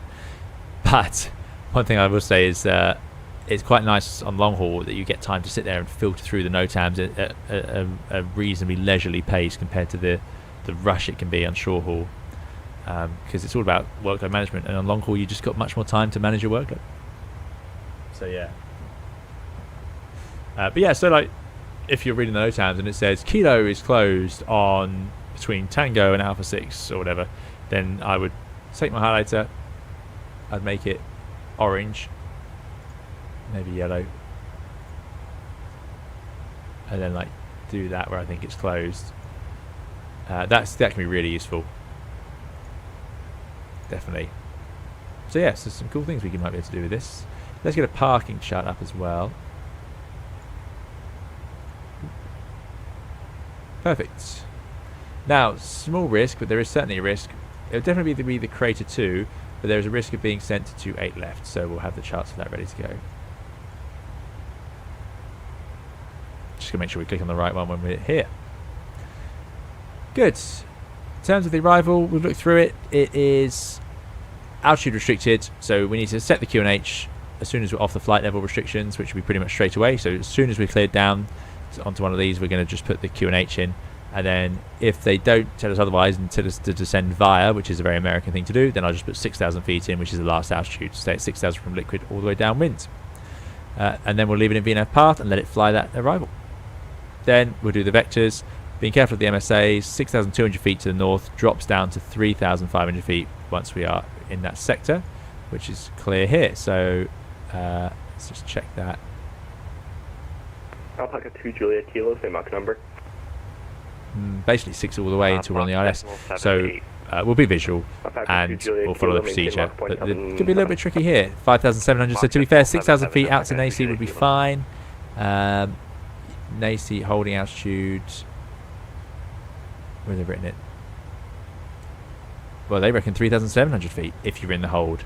So yeah, so from Reedy to Nacy we could drop to 3.7 because we have the charts here showing that, and then in on the approach, ILS approach, 2,000 feet platform if we go all the way to tow lock. So that's going to be pretty late. So we'll start down basically fully configured. So gear down, flap 20, and then they don't have 20 on this, so ignore that. Gear down, flap 15, and then we'll go 25, 30 being the normal landing in this airplane. Let's have a look.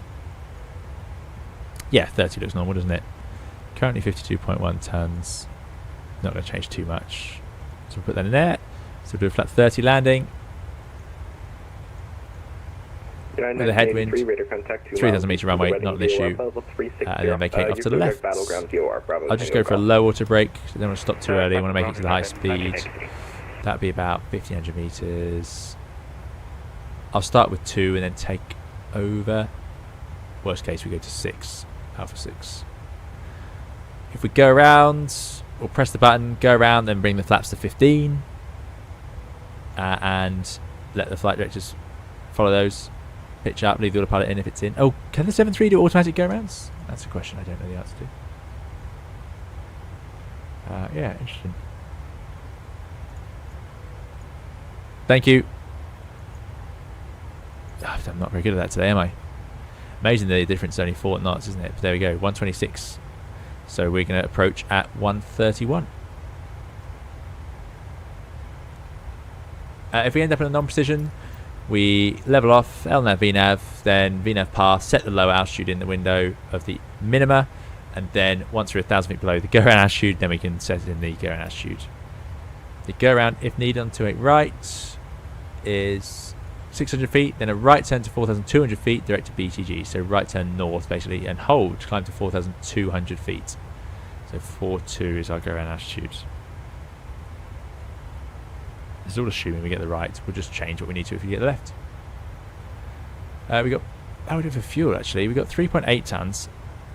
Does this give us an update on that? Expected arrival into KPDX 2.7, and we went to 2.2. So it's being pretty accurate. We're going faster, so we are burning through it. That gives us, we said 2.1 was our final, was our reserve fuel. So we're actually sitting quite well. We've got about 600 kilos extra, which in a 737 is not a bad amount to have, really. Good. Back to map. Spread that out a bit.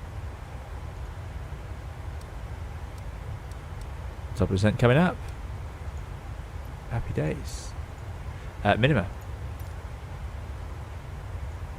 28 right.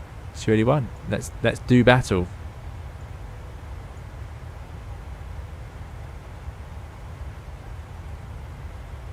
Oh, it's doing well so far. I don't believe it. Not on the first try. That never happens. 281 minima. So we've got do a recall as well. Airplane's happy. We've got 281 on the minimas. We've got the approach speeds. Next we need to tune in the course and the ILS. I'm just going to put the course in now. 283 without both sides. Don't have to do this on the Dreamliner, thankfully. When you're back. 283, and we do need to tune it unbelievably. 111.3. Air Canada 117, clear direct Buzo. This is a fancy box. Direct Buzo, Air Canada 117. Very fancy. Alpaca 6 Juliet Kilo, clear direct Buzo. I like that. Clear direct Buzo. So 111.3, course 283, and that should show up as the India Alpha Papa.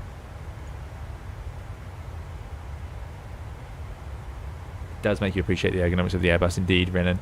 Indeed. Evening, Mr. Banana. I hope you're doing very well. I'm still confused. Don't worry. I'm still struggling with the 7.3 more than I thought I would, sadly. But some things we're getting there with some of the automatics. I feel like we aren't too far off the mark at the moment, at this very second in time. We've set up the box, I think, properly. We've got the minimums. We've got the tuning. Got the auto brake, and then we will just arm the speed brakes like normal. That's this speed brake lever. Not a fan of this either. The arming, disarming, and the method of getting it out of the it's sort of stowed detent is quite fiddly. I don't know anyway. why disconnected, so anyway, it's all right. You're totally good. Could you just please ident because I lost your radar contact. So like, Roger, thank you.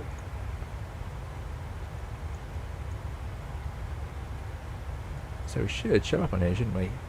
As we get to Buzo. Pacific 2980, you're leaving my airspace. Oakland Center's offline. Radar service terminated. Frequency change approved. Have a safe flight. Switching to advisory. Good. Pacific I think that's pretty much done. For the ATC. See ya. Excuses are 737. Don't know how to land it. That's probably good enough. I'll go with that one. Iglufu says, just got an email that my 320 Sim Pilot discounted mini FCU just shipped finally. Excellent, enjoy that, Iglufu. Yeah, I've got mine sitting here. I didn't set it up for the 7.3 this time round, but I will. I'm sure someone's made a 7.3 profile for it. But it works on the 7.8.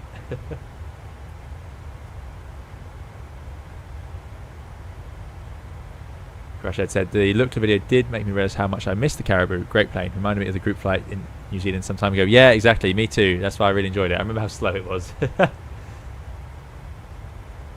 Air Canada 45. EBOS indeed. Portland International. Philip, all right, it's good to see you. Altimeter 3001. Expect RNAV Yankee 28 right from liquid.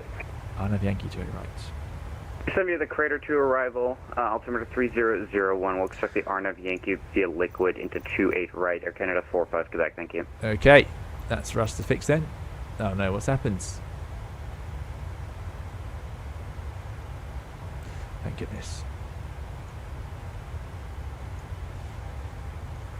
Okay, RNAV Yankee 28 right. Slight change then. You did all warn me. RNP, Yankee, 28 right. Okay, what's going on with this then?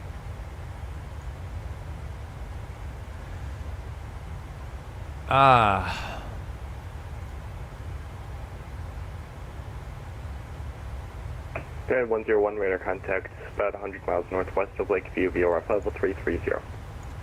Maybe it's just for the flow. Maybe it flows better. No, with for them up the thing, it was okay.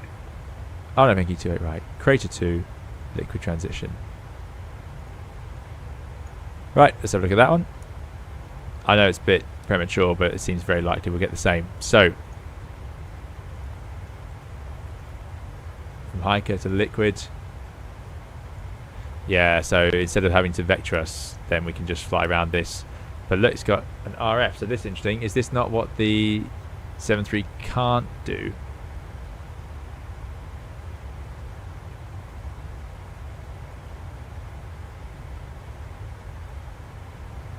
And by 73, I mean the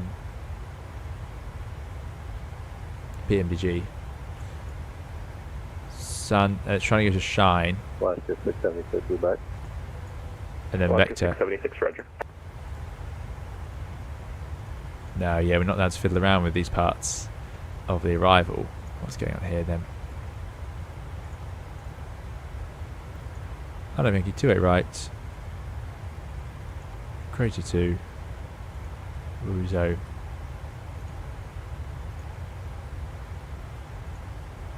Still got the vector in. Southwest 4275 at Sonder, cleared ILS runway 34. Ah, you asked for it. Okay, in that case, Yes, on the good. we'll put it back how we had it. Ah, let's do it right. Crater 2. Uzo. And we said...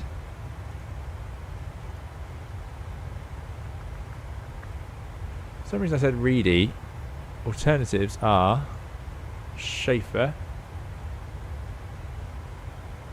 Put Schaefer in. There we go. Center, Alaska 1008, climbing through 2,400 for 6,000. Let's have a look. Alaska 1008, Seattle Center, radar contact, Clementine 14,000, cleared direct Krieg. Shine. Probably Reedy, but we have Schaefer in case they send us there for any reason. Cleared Then we can fly in. direct Krieg, Cool. 1008. Anyway, that means we can at least leave the minima alone. Small victories. Iglefu says, in the 3-7, when change the arrival, it adds to the end. You need to drag it up to the right place if doing it direct. Ah, thank you very much. Right, I see. So if I was to change it now, got to drag it all out of the way and reorder it. Okay, fair enough. Well, for now we're okay, but if it happens, then we can do that. Thank you very much. Good tip. Voice says, I have to head off now. Have a nice landing. Thanks for the wonderful stream again. You're very welcome. Thanks for coming along. Really appreciate it. At what point would you disconnect the jetway in the 787? Asks Jamie. Well, that's just whenever everything's done. Is all the paperwork done? Is all the passengers on? That sort of thing.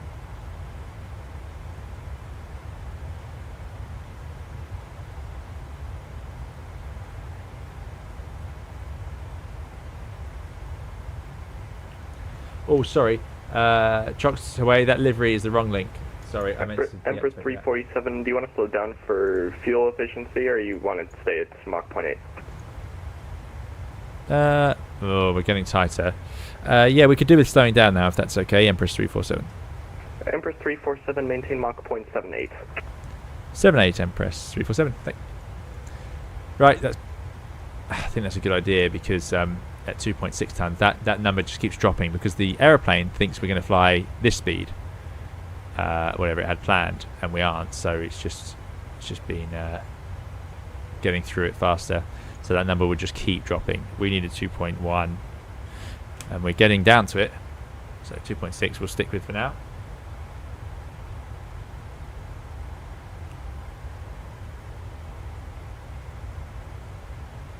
Seattle Center, good afternoon. There you go. Thanks, Ignifu. Yeah, good spots. Inbound, Zidon. Air Canada 216, Seattle Center. Hello, you're clear direct Buzo.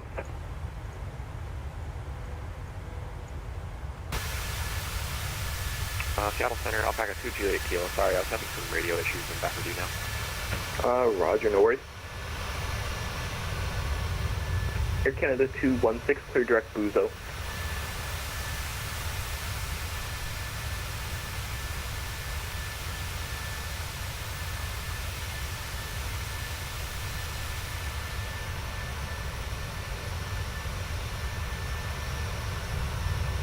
Haven't seen a single cloud, have we? Amazing. And there's some of the mountains. Look at that. Isn't that cool? Just these volcanoes just sitting there in the middle of nowhere. Amazing. Air Canada 216 Seattle Center. Hello, you're cleared direct Buzo. All navigation. No, I've never done gliding, sadly. But yeah, excellent. Enjoy your solo. Nick says, would it be possible to do one of these flights as a group flight rather than on VATSIM? Because I can't do VATSIM, I'm on Xbox. Yeah, I suppose so. Why not? Alaska 2194, leaving my airspace, Oakland Center offline, radar. It might remove some of the traffic issues we get. Yeah, I could do that. It just remove some of the realism, of course, but yeah. Trader says, how do you find the 707 EFB? I've just heard that apparently it isn't that fond of, and some airlines replace it. Yeah, the EFB is not used. Like most people have the manuals on the iPads, so the 78 EFB is sort of been superseded straight away by iPads or electronic flight bags of some portable variety. Ignafu says that is Mount Rainier, second tallest mountain in the continental US, third most prominent mountain in the world. Yeah, it certainly is. It's amazing. This is why I wanted to fly here. It's super cool.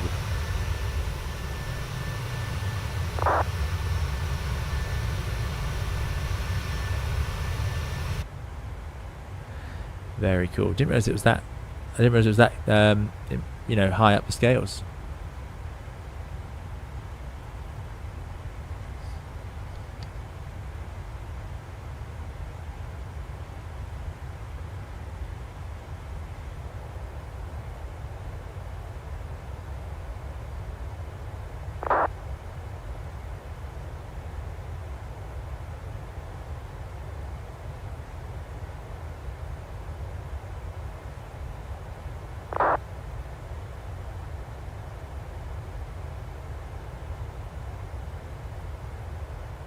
Alaska 1008, descend to be the Hawk 7 arrival, Seattle landing north, Seattle altimeter 3001.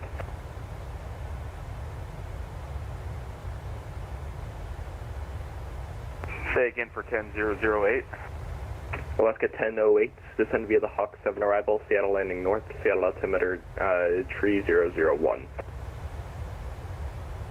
Alright, descend via the Hawk 7 arrival, landing north, altimeter 3001, 1008.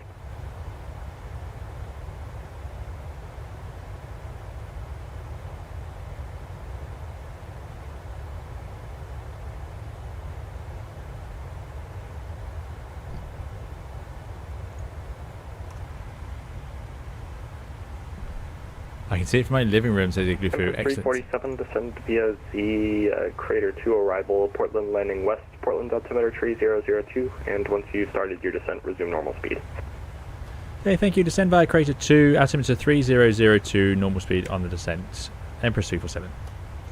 Right, lots going on there. Very American style clearance. So descend via, so that just means you fly that arrival as you've been told to, so do the whole thing. So, we already agreed earlier, that means 6,000 feet can go in the window, so I can do that now. Long way to go. Should start jumping, shouldn't it? Air Canada 45 Quebec at liquid, cleared RNAV Yankee, runway 6,000 feet. Right approach. At liquid, we won't set the altimeter until we start down, which will be at our top of descent, so we'll leave it where it is for now. Why is our speed jumping up and down? And once we start down, I can get rid of speed intervention. At Thunder, cleared for 3-4 right approach. And let the airplane fly the descent. Duncan says, did you get to see any of the eclipse in America last week? Also, could you say hello to my wife, Oxy? She doesn't share my enthusiasm with the stream. Hello to you, Oxy, and yeah, I appreciate putting up with it. And no, I missed all of the eclipse, sadly. Yeah, I was not around in the right part of America to see it.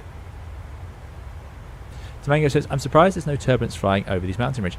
Yeah, you know, turbulence at this altitude over mountains, even the Alps, it's not a guaranteed thing. It's funny. Turbulence is just so unpredictable. Yeah, I wouldn't be surprised to fly over mountains and have it perfectly smooth. But then sometimes you fly over them and it's just hideously rough. The standing waves you get do tend to be lower. If it's 30 knots and you're, you know, just a few thousand feet away, then yes, it's going to be bumpy. I do like this livery. It looks great in the sun, doesn't it? Gorgeous.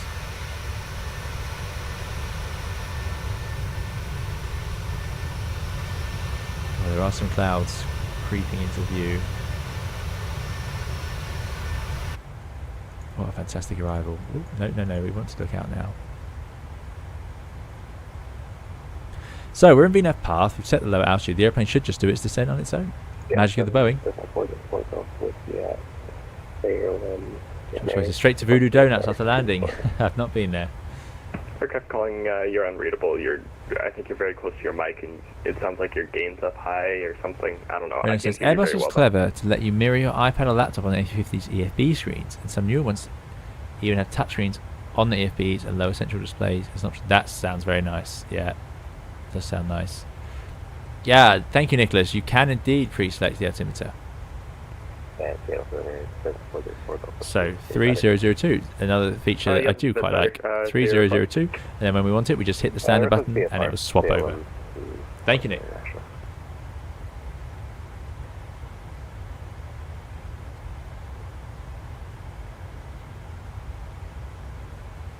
Oh, there you go. He's right next to Mount Rainier. There you go. Very good. System 404 Golf Whiskey, Roger. Expect runway 13 for departure. Call for taxi. Airbus says it's a nice livery. Pulls your attention right in. It does indeed.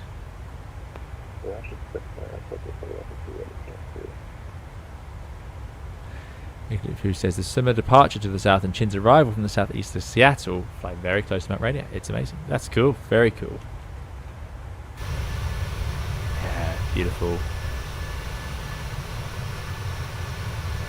I love it. I love the idea of just volcanoes just popping up like this.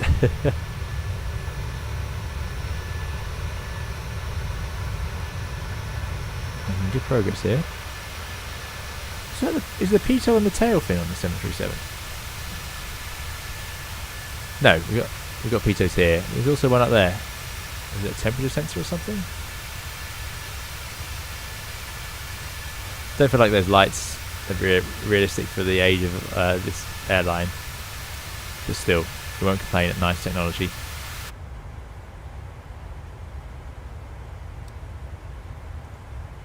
Miles to go. It's happening.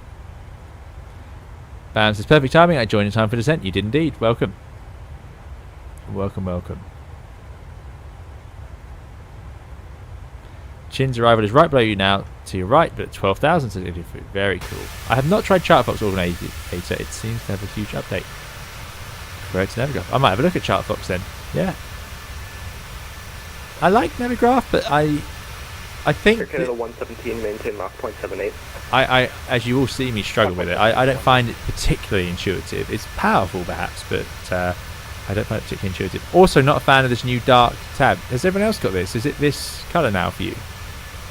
I don't like it because I like to hide it behind the stream overlay and it doesn't work as well now. Cessna 404 Golf Whiskey, runway 13, taxi via Charlie, Alpha 1.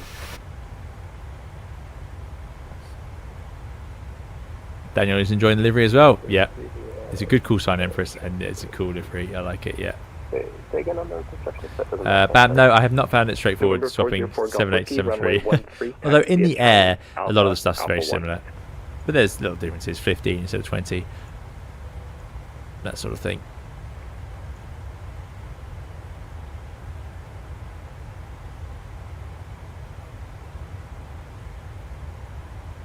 Southwest 4275, contact tower 119.9er. Lauren says ChartFox isn't comprehensive, but it's free for VATSIM members. Uses the local chart formats and is usually pretty up to date. Okay, local charts can be a little trickier. It does not integrate with Microsoft. So I like, obviously, I run Navigraph in the sim because it allows me to show you all what I'm doing. So there we go. That settles it then. Navigraph we stick with. To arrival, Portland landing west, Portland altimeter 3002. Once you've started your descent, resume normal speed. Cleared by the crater to arrival, altimeter 3002, and we'll there's traffic behind us. Imagine being in a Dreamliner. Oh, nice! It's got a vertical situation display. This is a fancy one. Shouldn't it? Oh no, it's only down to 24,000. I was going to say on the 7.8 that would show you the terrain beneath you. It's really cool. slightly simpler. Or perhaps filtered. Oh, we can change that colour, can we?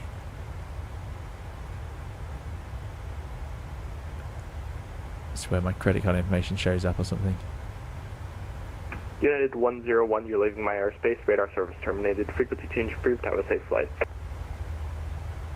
Roger, thank you. Have a good one. See ya. United 101. Bye bye.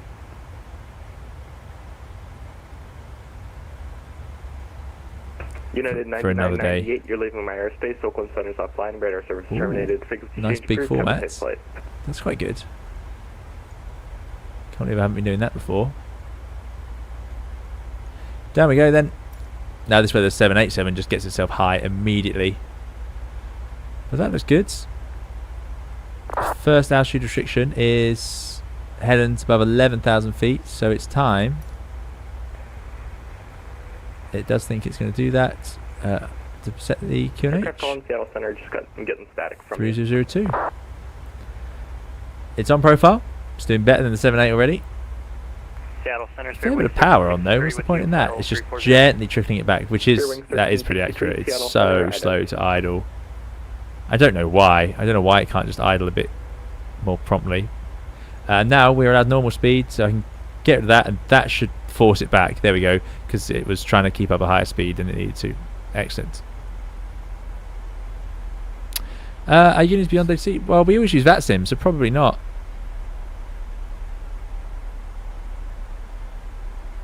Tango says that's why pilots just manually close the throttle. Indeed they do, and they do on the 7. Again, you don't need to on the Airbus. Why is that still like that if everyone just closes it? You know what I mean? So, auto throttle's dropped into ARM. Oh, this is different then. So this is in ARM. It's effectively hold mode. I imagine we could just move these if we wanted to, but they're disconnected at the moment the way PMDG does it. And we've got LNAV and VNAV path. Okay. That's all fine. But yeah, I don't think there's a hold mode on this aeroplane, is there? So ARM must just be what it does instead. The Crater 2 arrival, Portland, landing west, Portland, altimeter 3002. There it is. Descent, resume normal speed. Descend via Crater 2 arrival, altimeter 3002. Beautiful. Will resume on speed. Alpaca 2 Kilo, thanks. What a unique sort of place to fly into. The pitos are on the tail of the alternate source, says Nicholas. Are normally used for elevator feel and centering. There you go. Thank you very much.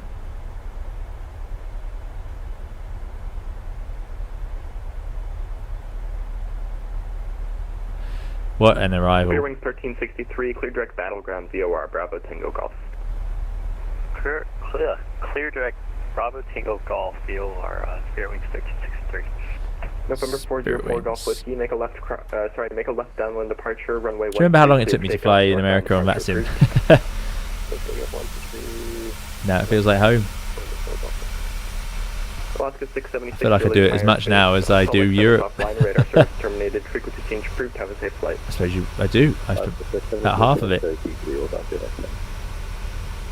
United 1986 at Sonder, cleared ILS, runway 34, right approach. I want to see St Helens, but that's later on.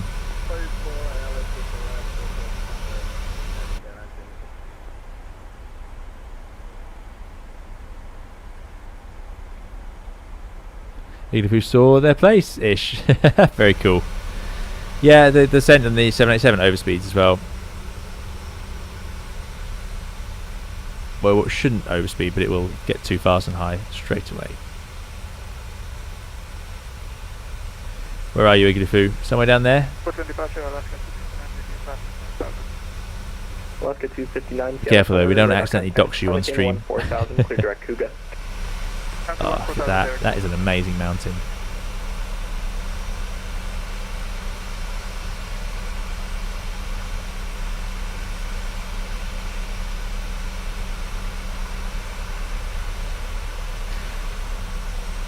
Can't wait to be doing this in the triple. That's the dream, eh? And the triple is very close to, of course, the 787, as it's a match type rating. I am type rated on the 777, unbelievably. Just the bleed air panel that I have to remember how to turn on and off. We managed it on this one. We did pressurise, didn't we?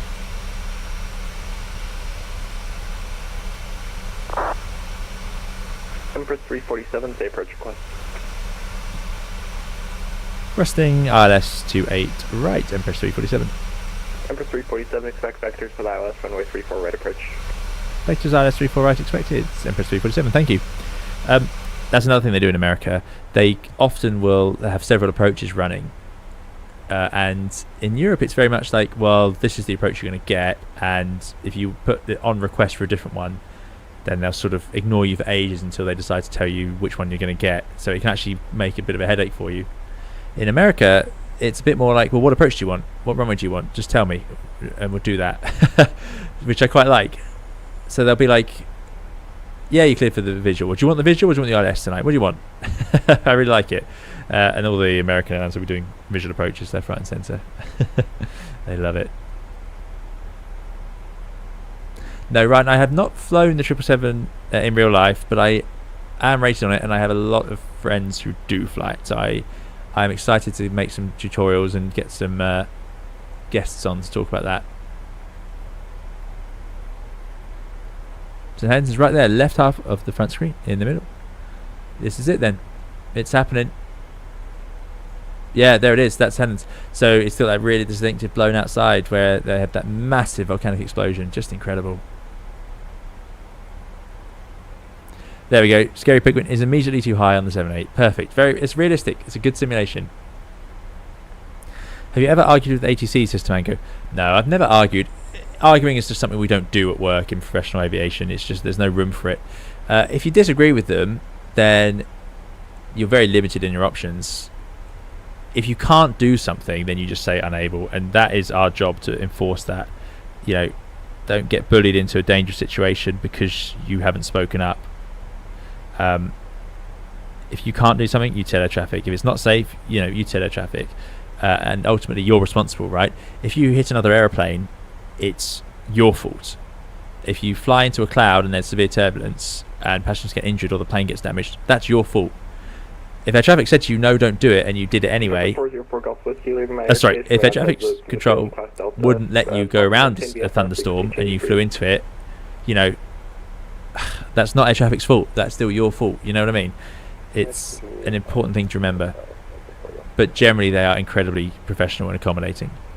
And sometimes you'll think that they've done something wrong for you, but if you're really upset, then get a phone number and call them later and just talk it through. Because 9 times out of 10, or even more, 99 times out of 100, there'll be a good reason for it. We just don't know what air traffic reasons are. They can't spend all their time explaining themselves to us on the radio, you know. But there are some times when they just get, you can hear it. You can hear, I've heard, you know, people get frustrated. Sorry, Alaska 1008, contact tower 119.9er. Maybe done something I might disagree with, but very rare. Air Canada 45 Quebec, contact tower on. You hear how these controllers are on that sim. Yeah, they're just super, and this is very much how it is in the real world. Just professional, calm, chilled out. Sort of a big part of their training. Look at that, awesome. Don Reese says you can say 9 times out of 10 it's a miscommunication even. Yeah, exactly, yeah.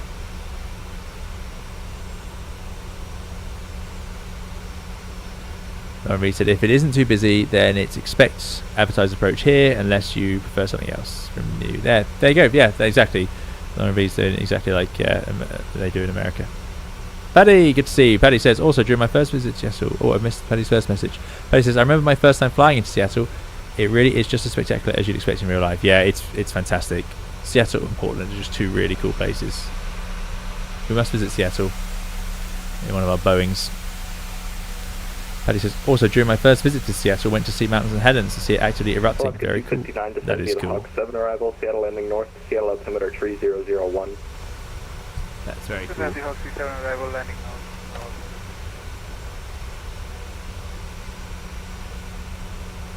United 1983, descend via the Hawk 7 arrival, Seattle landing north, Seattle altimeter 3001.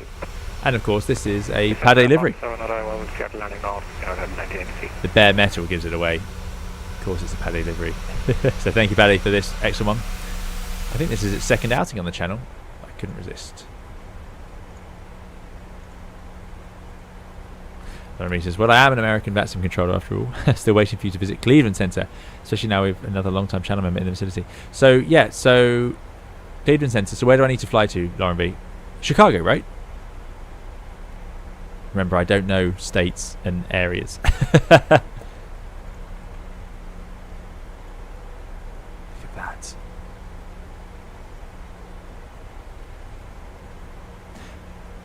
Look at that. That's just great. It's unbelievably beautiful, this place. Another volcano just sitting there. Volcano sitting here. There's that big one over our shoulder. Crazy. Anyway, we are flying an airplane, so let's make sure we check that. VNF path, 15,000 feet, looking good. We need to be headlands, 11 or above. It's called headlands because there is mountains and headlands. We have achieved it. Alaska 259, radar contact lost.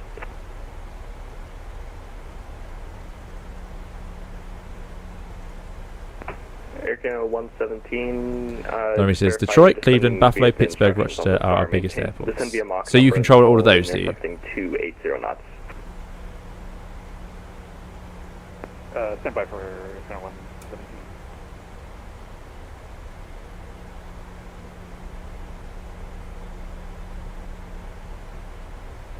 Most of what we do is keep Chicago, New York, Boston, Washington, and Toronto from falling apart. Yeah, but it is. Empress 347, clear direct liquid.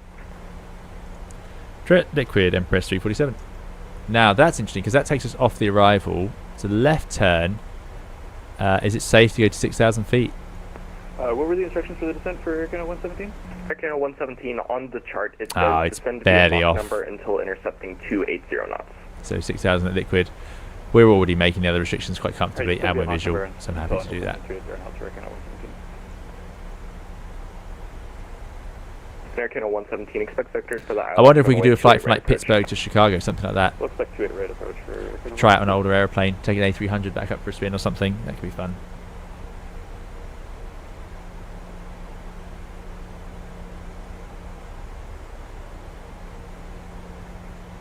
And it's actually one of the smaller airspaces in the US. Yeah, I do. America is just, every time I try and plan a flight into America, I can't imagine this is going to work. I get reminded how big it actually is. I'm not going to land at 15, even though I accidentally set that the first try. Packs can stay on, thank you. Can't bother with that. No anti-ice. Import the weather.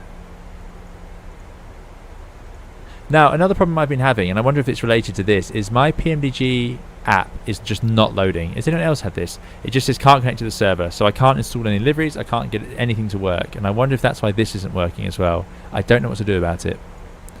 I'm a little bit lost because I'm a bit upset I couldn't install, you know, stuff I wanted to install, and I'm worried that if the 777 comes out, I won't get very far with that either.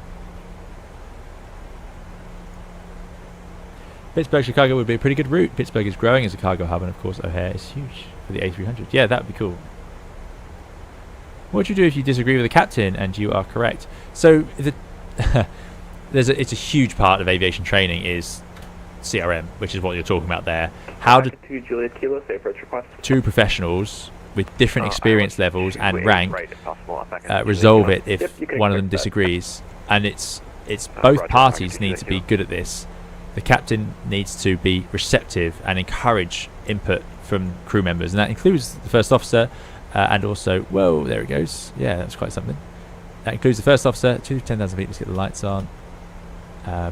And cabin crew and air traffic control and refuelers and everything. You know, it's all included. And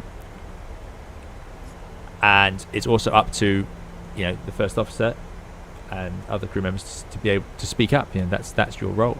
So if you disagree with the captain and it's, you know, it's something that's against procedures or safety, then it's your job to speak up. And it's that simple. You're not paid to sit there and not intervene if it needs it, but you need to judge that correctly. There's intervening and being helpful, and then there's just interfering. And that's part of the job, right? That's the skill, that's the talent. It comes down to being able to do that sort of thing. 240 knots below 10, that's what the Boeing always wants to do. 78 does the same.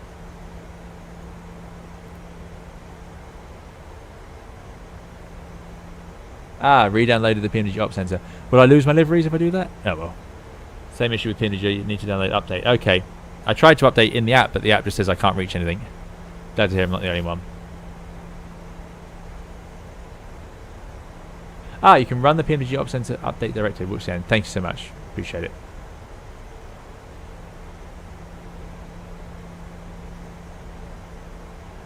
No FO today, I'm afraid. She's snoozing out somewhere else. Yeah, she's not with me. Won't lose the breeze. Excellent, Wuxian. Thank you.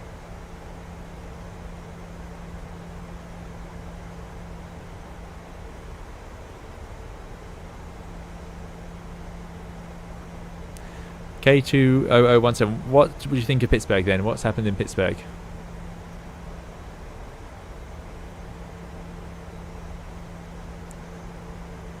Oh, it's just an EXE we can download. Okay, perfect. I'll find that. Right, there's 1,000 feet left. Looking good. We're expecting the ILS. It's come to life. IIAP. And Seattle Center, Alaska, there it is. 1097 with flight level 380. Alaska 1097, Seattle Center, ident. Yeah, it's really turning some sharp turns. I'll increase the bank angle now. MC speed being about. Used to be a huge US Airways hub, but was closed. Large airport that's practically a ghost town now. Ah, interesting. Yeah, yeah. I mean, I don't think Pittsburgh's as busy as a town, is it, as it once was? Seems relatively quiet.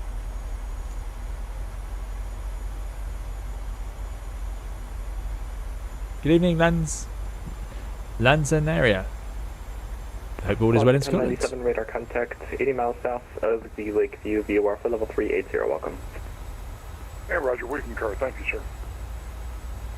Thank you very much, Wuxian. Clear direct Battleground VOR, Bravo Tango Golf. There's the update. Hey, Roger, clear direct Battleground for Alaska 1097. I'm going to find that right now. Air Canada 216, radar contact lost. Makes me nervous having radar contact lost. United 1986, contact tower 119.9er.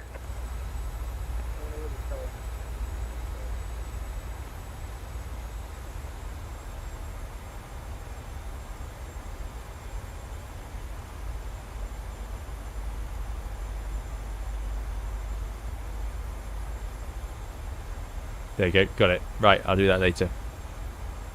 Not midstream. And that is Mount Hood, I believe. Oh, we can't quite see it. Clouds have ruined our day. Maybe as we head over there, we'll see it. Yep, vector is the final. Roger, thanks, there, It wants a new MTB altitude because it wants to be able to continue its descent, but we're not going to do that because I don't want to descend into the mountains. Thank you. We're going to stay very much on the procedure now in the 6,000 foot MSA area. That's it, says Ryan. Excellent. It's doing 240. Nose looks quite high. I don't know if it's just this camera angle.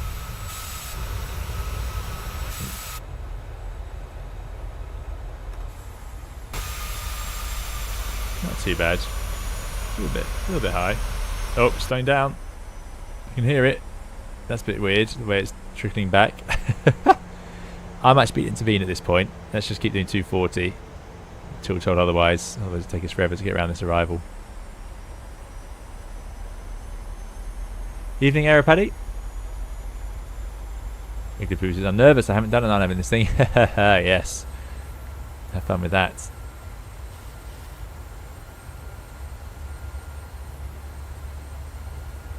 Lufthansa 454, thanks, Bravo, Wuxian. you're leaving my airspace. Oakland Center offline, radar service terminated, frequency change approved, have a safe flight. Over to advisory, thank you very much for your... I love the idea of seeing clouds go above your head like that. Empress 347, turn right heading 190, descend maintain 3000. Right, 190, descend to maintain 3,000 feet. Empress 347. Right, now this is going to get a bit awkward in terms of judging our descent and speed, so maybe we will slow down in a minute. Heading 190, heading cell, descend to maintain 3,000. And we're in a Boeing, so we're pretty much stuck now into VS. Flight level change will be a bit extreme. We do need to sequence the arrival. We are on the QNH. In terms of approach checklist, we've got the QNH. Not much else to do in this airplane except sequence, which I can do on here. No, I can't. That must be a 787 thing. Ah, I can't believe how much they've changed it. That's disappointing. All I can do is just put these points to the top.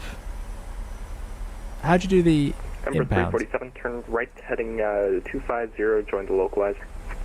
Running 250, join the localizer. Empress 347. 250. Okay, we're going to be cutting pretty tight here. Wind is pushing us the right way though. So yeah, it could be down to 2,000 feet. So it's time to slow down. In fact, maybe it is time for flitch. Or it's called level change in this airplane. So this is retard MCP speed. We'll keep 240 knots for now. We are 12 miles out doing 240. No, we're going to need to do something about this. So we'll go to VS. 1,000 feet per minute. Speed breaks out. And we'll wind the speed back to up speed. Air Canada 117, descend maintain 4,000. Descend maintain 4,000, Air Canada 117. Start getting some flaps out. Empress 347, maintain 3,000 until established. Cleared ILS, runway 28 right approach. Maintain 3,000 until established and cleared ILS 28 right. Empress 347. 5,000 feet. 10. We are very high. First stage of flap. Let's get to flap 5. Flap 5 is to 250, so we can go to 5. Seattle Center, clearance on request, stand by. Get the drag out.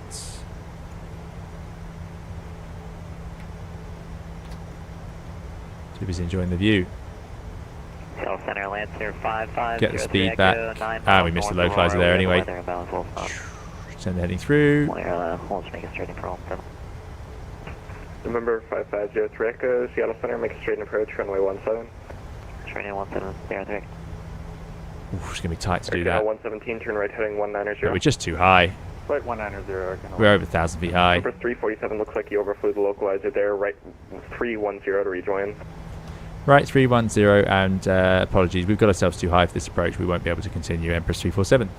Roger, Empress 347, turn right heading 010, maintain 4,000.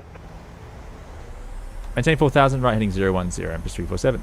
4,000. And Empress 347, cancel approach clearance. Approach clearance cancelled, Empress 347.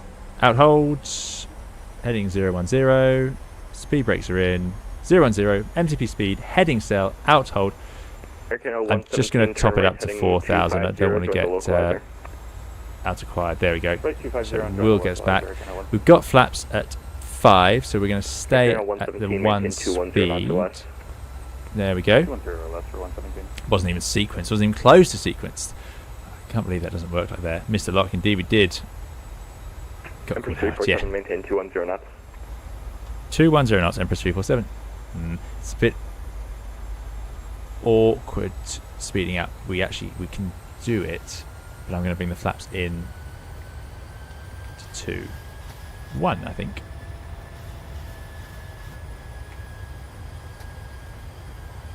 Yeah, too much chatting. Not quite enough energy management there. And also fiddling around with the box. Aircana 117, 210. Hannah, maintain 3,000 until 4,000 feet. Cleared ILS, runway 34 right approach. Sorry, runway 28 right approach. Control to handle that really nicely.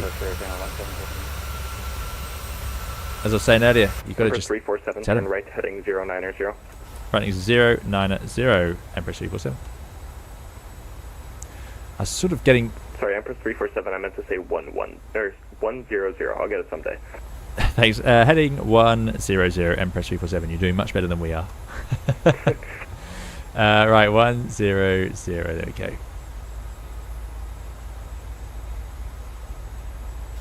I'm Seattle Center, good afternoon. Clearing out the waypoints. 83 is just leaving Portland. Ah, it's always invalid, isn't it? Whatever I do in this box is invalid. I'm going to stop asking it to do things. Seattle approach, Seattle Center, radar contact, climb maintain flight level 360, clear direct to Touche VOR. Passengers now wondering why we're going in a circle. Say again, VOR for Cathay 83. So to Touche VOR, Tango Oscar uniform. Oh, more time to enjoy the beauty though. Copy, Cathay 83. Climb to flight level 360 straight. Imagine living here. Tango Oscar uniform. Must be awesome. Air Canada 117, contact tower. So 118.7. well, speed's now more under control and the altitude's more under control than we were. Radar contact lost. So we're in a much better place, and we're already 47, turn right heading 190, descend maintain 3000. Righty, 190, descend maintain 3000, Empress 347. Right, this is what we messed up last time, so let's not this time.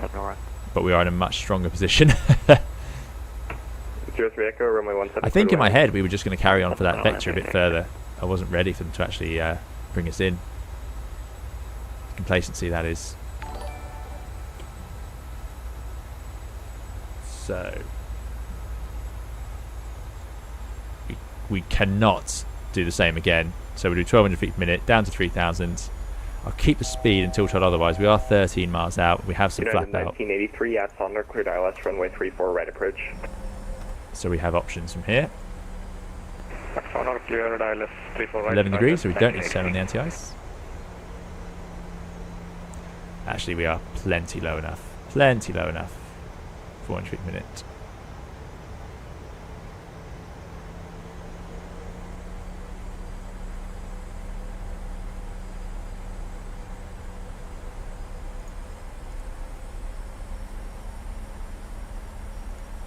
November 5503 Echo, taxi to parking of the Alpha, thanks for flying. Alpha parking 03 Echo, there.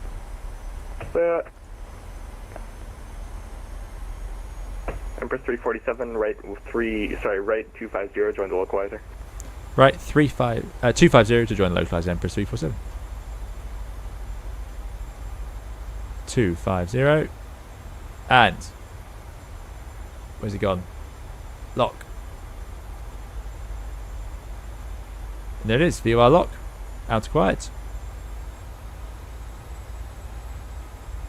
Yeah, I misjudged those distances, didn't I? And it has sequence. 347, 2 miles from Hannah, maintain 3000 until established. Cleared ILS, runway 28 right approach. Maintain 3000 until established. Cleared ILS 28 right. Empress 347, thank you. Approach. Alpaca 2 Juliet Kilo, and maintain 5000. Right, I'm going to slow down now. I'm going to take that as an approach clearance and a slow down clearance. Let's go to flat 5. Get the drag out before we start down. Not much headwind, you see, helping us out here.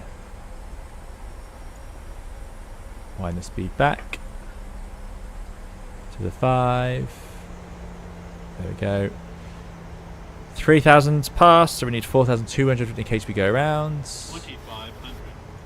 There's a position check. 2,500, 2,800. Bit of terrain beneath us. Going to use the speed brakes now.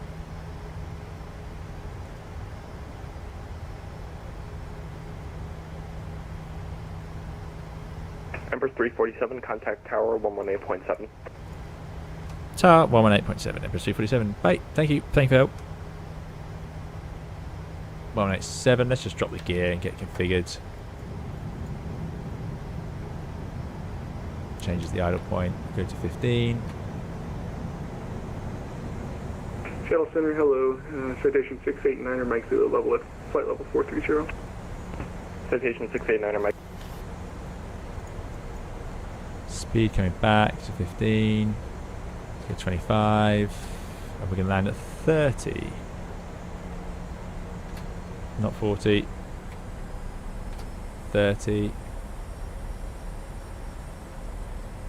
We're plus 5. There we go. And we're going to arm the speed brake. Tower, good day. Empress 347, RS 28 right.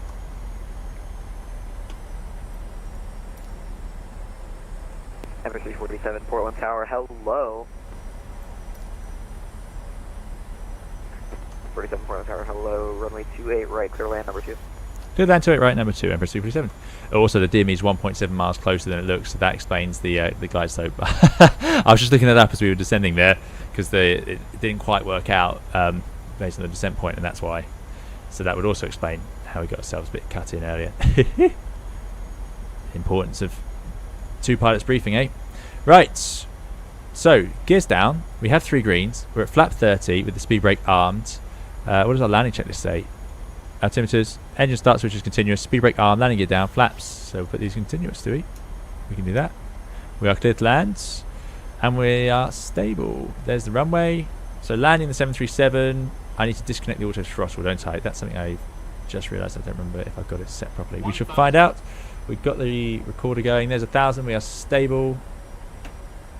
We are looking out for the traffic in front. We were clear to land. We're number 2. I thought I saw someone. It's all clear to me. Autopilot off.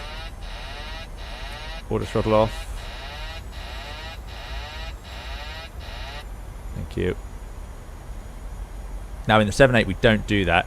We leave the auto thrust in.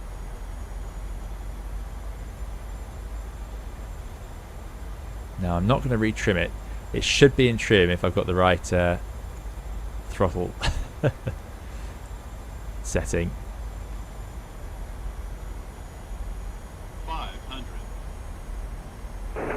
And Bravo Tower number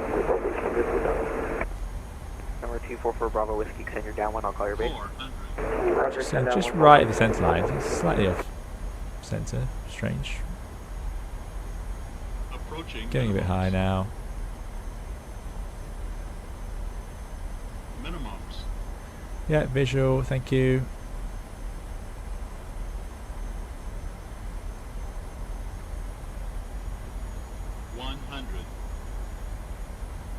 Keep driving it down. 50, 40, 30, Flare. 20, Idle. 10. Touchdown. Reverses idle. Touchdown. Hopefully the auto brake's doing its thing. Not really sure how you tell on this airplane, but there we go. We'll miss that high speed and we'll take the next one. Going for manual brakes. Yeah, that's about as smooth as it takes over on the 7.8. And we'll go forward idle now. We are coming down to taxi speed, and I don't want to ingest all the gravel on the side of the runway. Yeah, that landing went all right, didn't it? It's I've got to say, I think. 347, welcome to Portland, left 1 able, contact output enter. Good day. Thank you very much. And ground on 0.9. Empress 347. Good day. November 244 Bravo Whiskey, turn base, runway 28 right, clear for the Let's option. clear the runway and then contact ground. Turning base 28 right, close to the option. 121.9. Yeah, I think the PMDG 737 is probably one of the nicest landing airplanes, if not my favourite airplane to land in Microsoft Flight Simulator. Tower, I don't know why, but it just really resonates with me. Everything right. about it I really like. I would never have said that before the landing, and now I could never fly it again on stream after having said that, but there we go.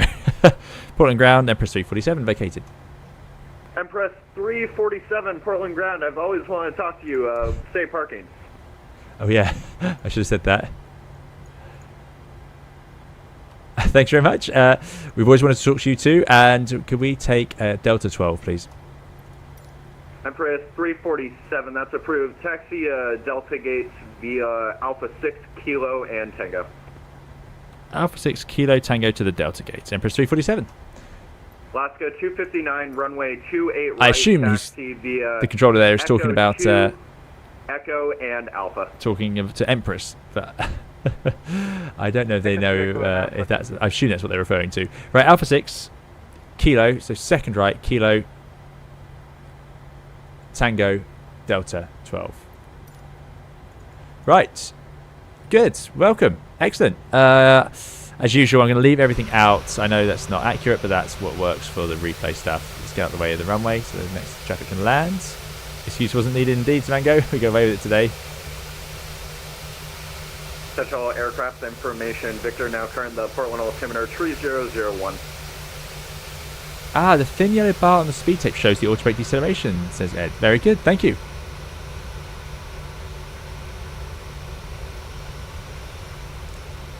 We floated a bit but forced it. The craziest approach I've ever done. Yeah, it's a cool approach. Was it as busy as our one? Yeah, I'm sure you did a better job than I did there. Ah, that's good, that's cool.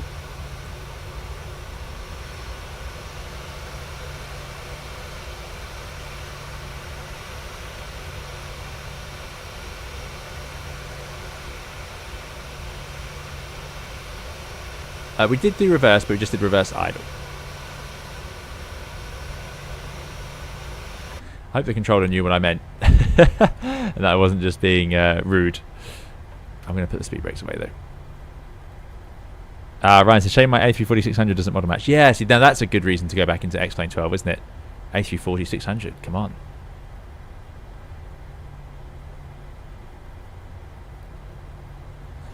If that controller does see this, if they were pleased to speak to us because of the YouTube channel, then I do apologise. I thought you were trying to speak to Empress, but if you were pleased to speak to Empress, then you won't see this, so I don't need to apologise.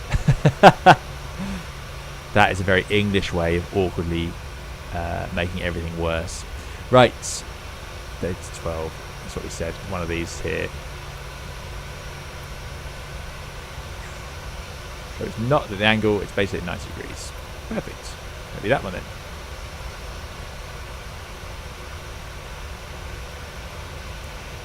Kopi says tower and ground have become a channel. That's awesome. Oh, thank you so much. I really didn't expect it. I mostly fly in America without being recognised.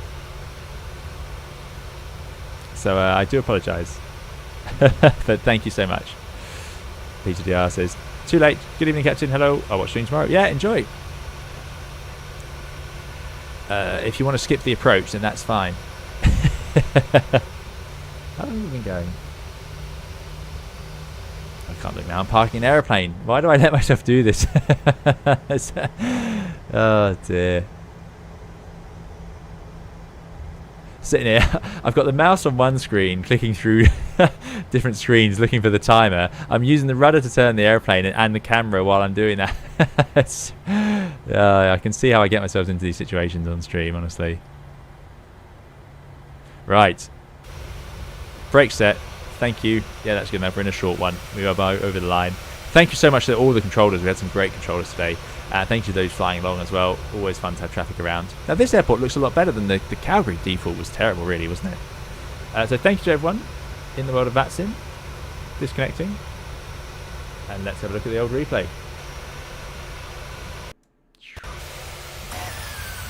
Just give it poor simulator a second to catch up with me there. I just dumped it about 10 miles out.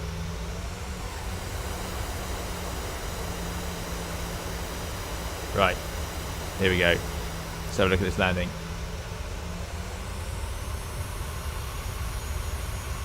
This felt good. Felt natural.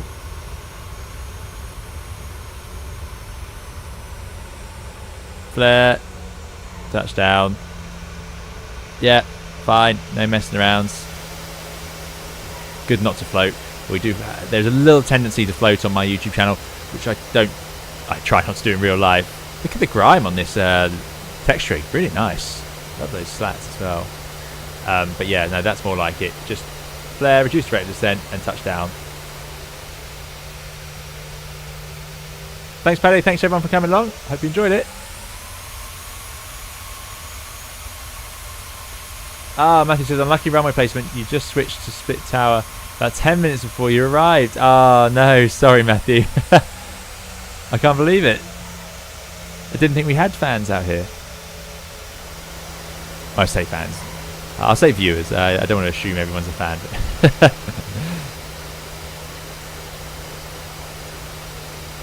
I hope Microsoft Flight Simulator 24 gets a proper replay tool, says Mr. Banana. Honestly, one of the two things I really want to see. Another being proper weather radar. Yeah, agreed. I totally agree. Right, let's put it out on approach. Is this my first approach? I hope so. Oh dear. That looks pretty good. Yeah, we didn't get this far down the approach first time. 2,800 feet. Speed's coming back. Great. And I'm going to say thank you all so much for coming along to the stream. We've had some really, really good views on this flight, as in out the window. And of course some great viewers in all of you. So thank you all for coming along. Thank you so much for the moderators for looking after us, keeping us safe. Thank you to those who very kindly donated to the channel. Really appreciate it. Thank you to the VATSIM controllers for chatting with us and looking after us, because they did a great job. I mean, we were totally VATSIM controlled here, which is really, really good, really unusual. And with quite a few of us in the group. So yeah, thank you to the controllers for looking after us there. And again, apologies. I thought when I got that mix up at the end, but yeah, really great to chat to you all. And thank you to everyone watching at home. Thank you for chatting in the chat and just watching if that's what you did. Really, really appreciate it. We'll see you again. Do check out the Lukla video on the channel. I'll get some more videos up and running as soon as I can as well. So yeah, thank you all so much for coming on. Keep safe and well. Speak to you soon. Bye bye.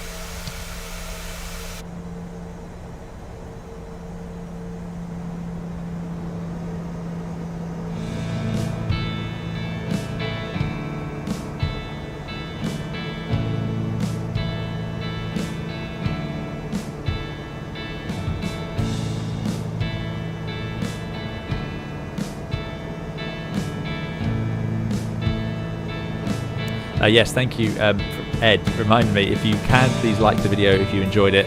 That really makes a big difference to the channel. Thank you.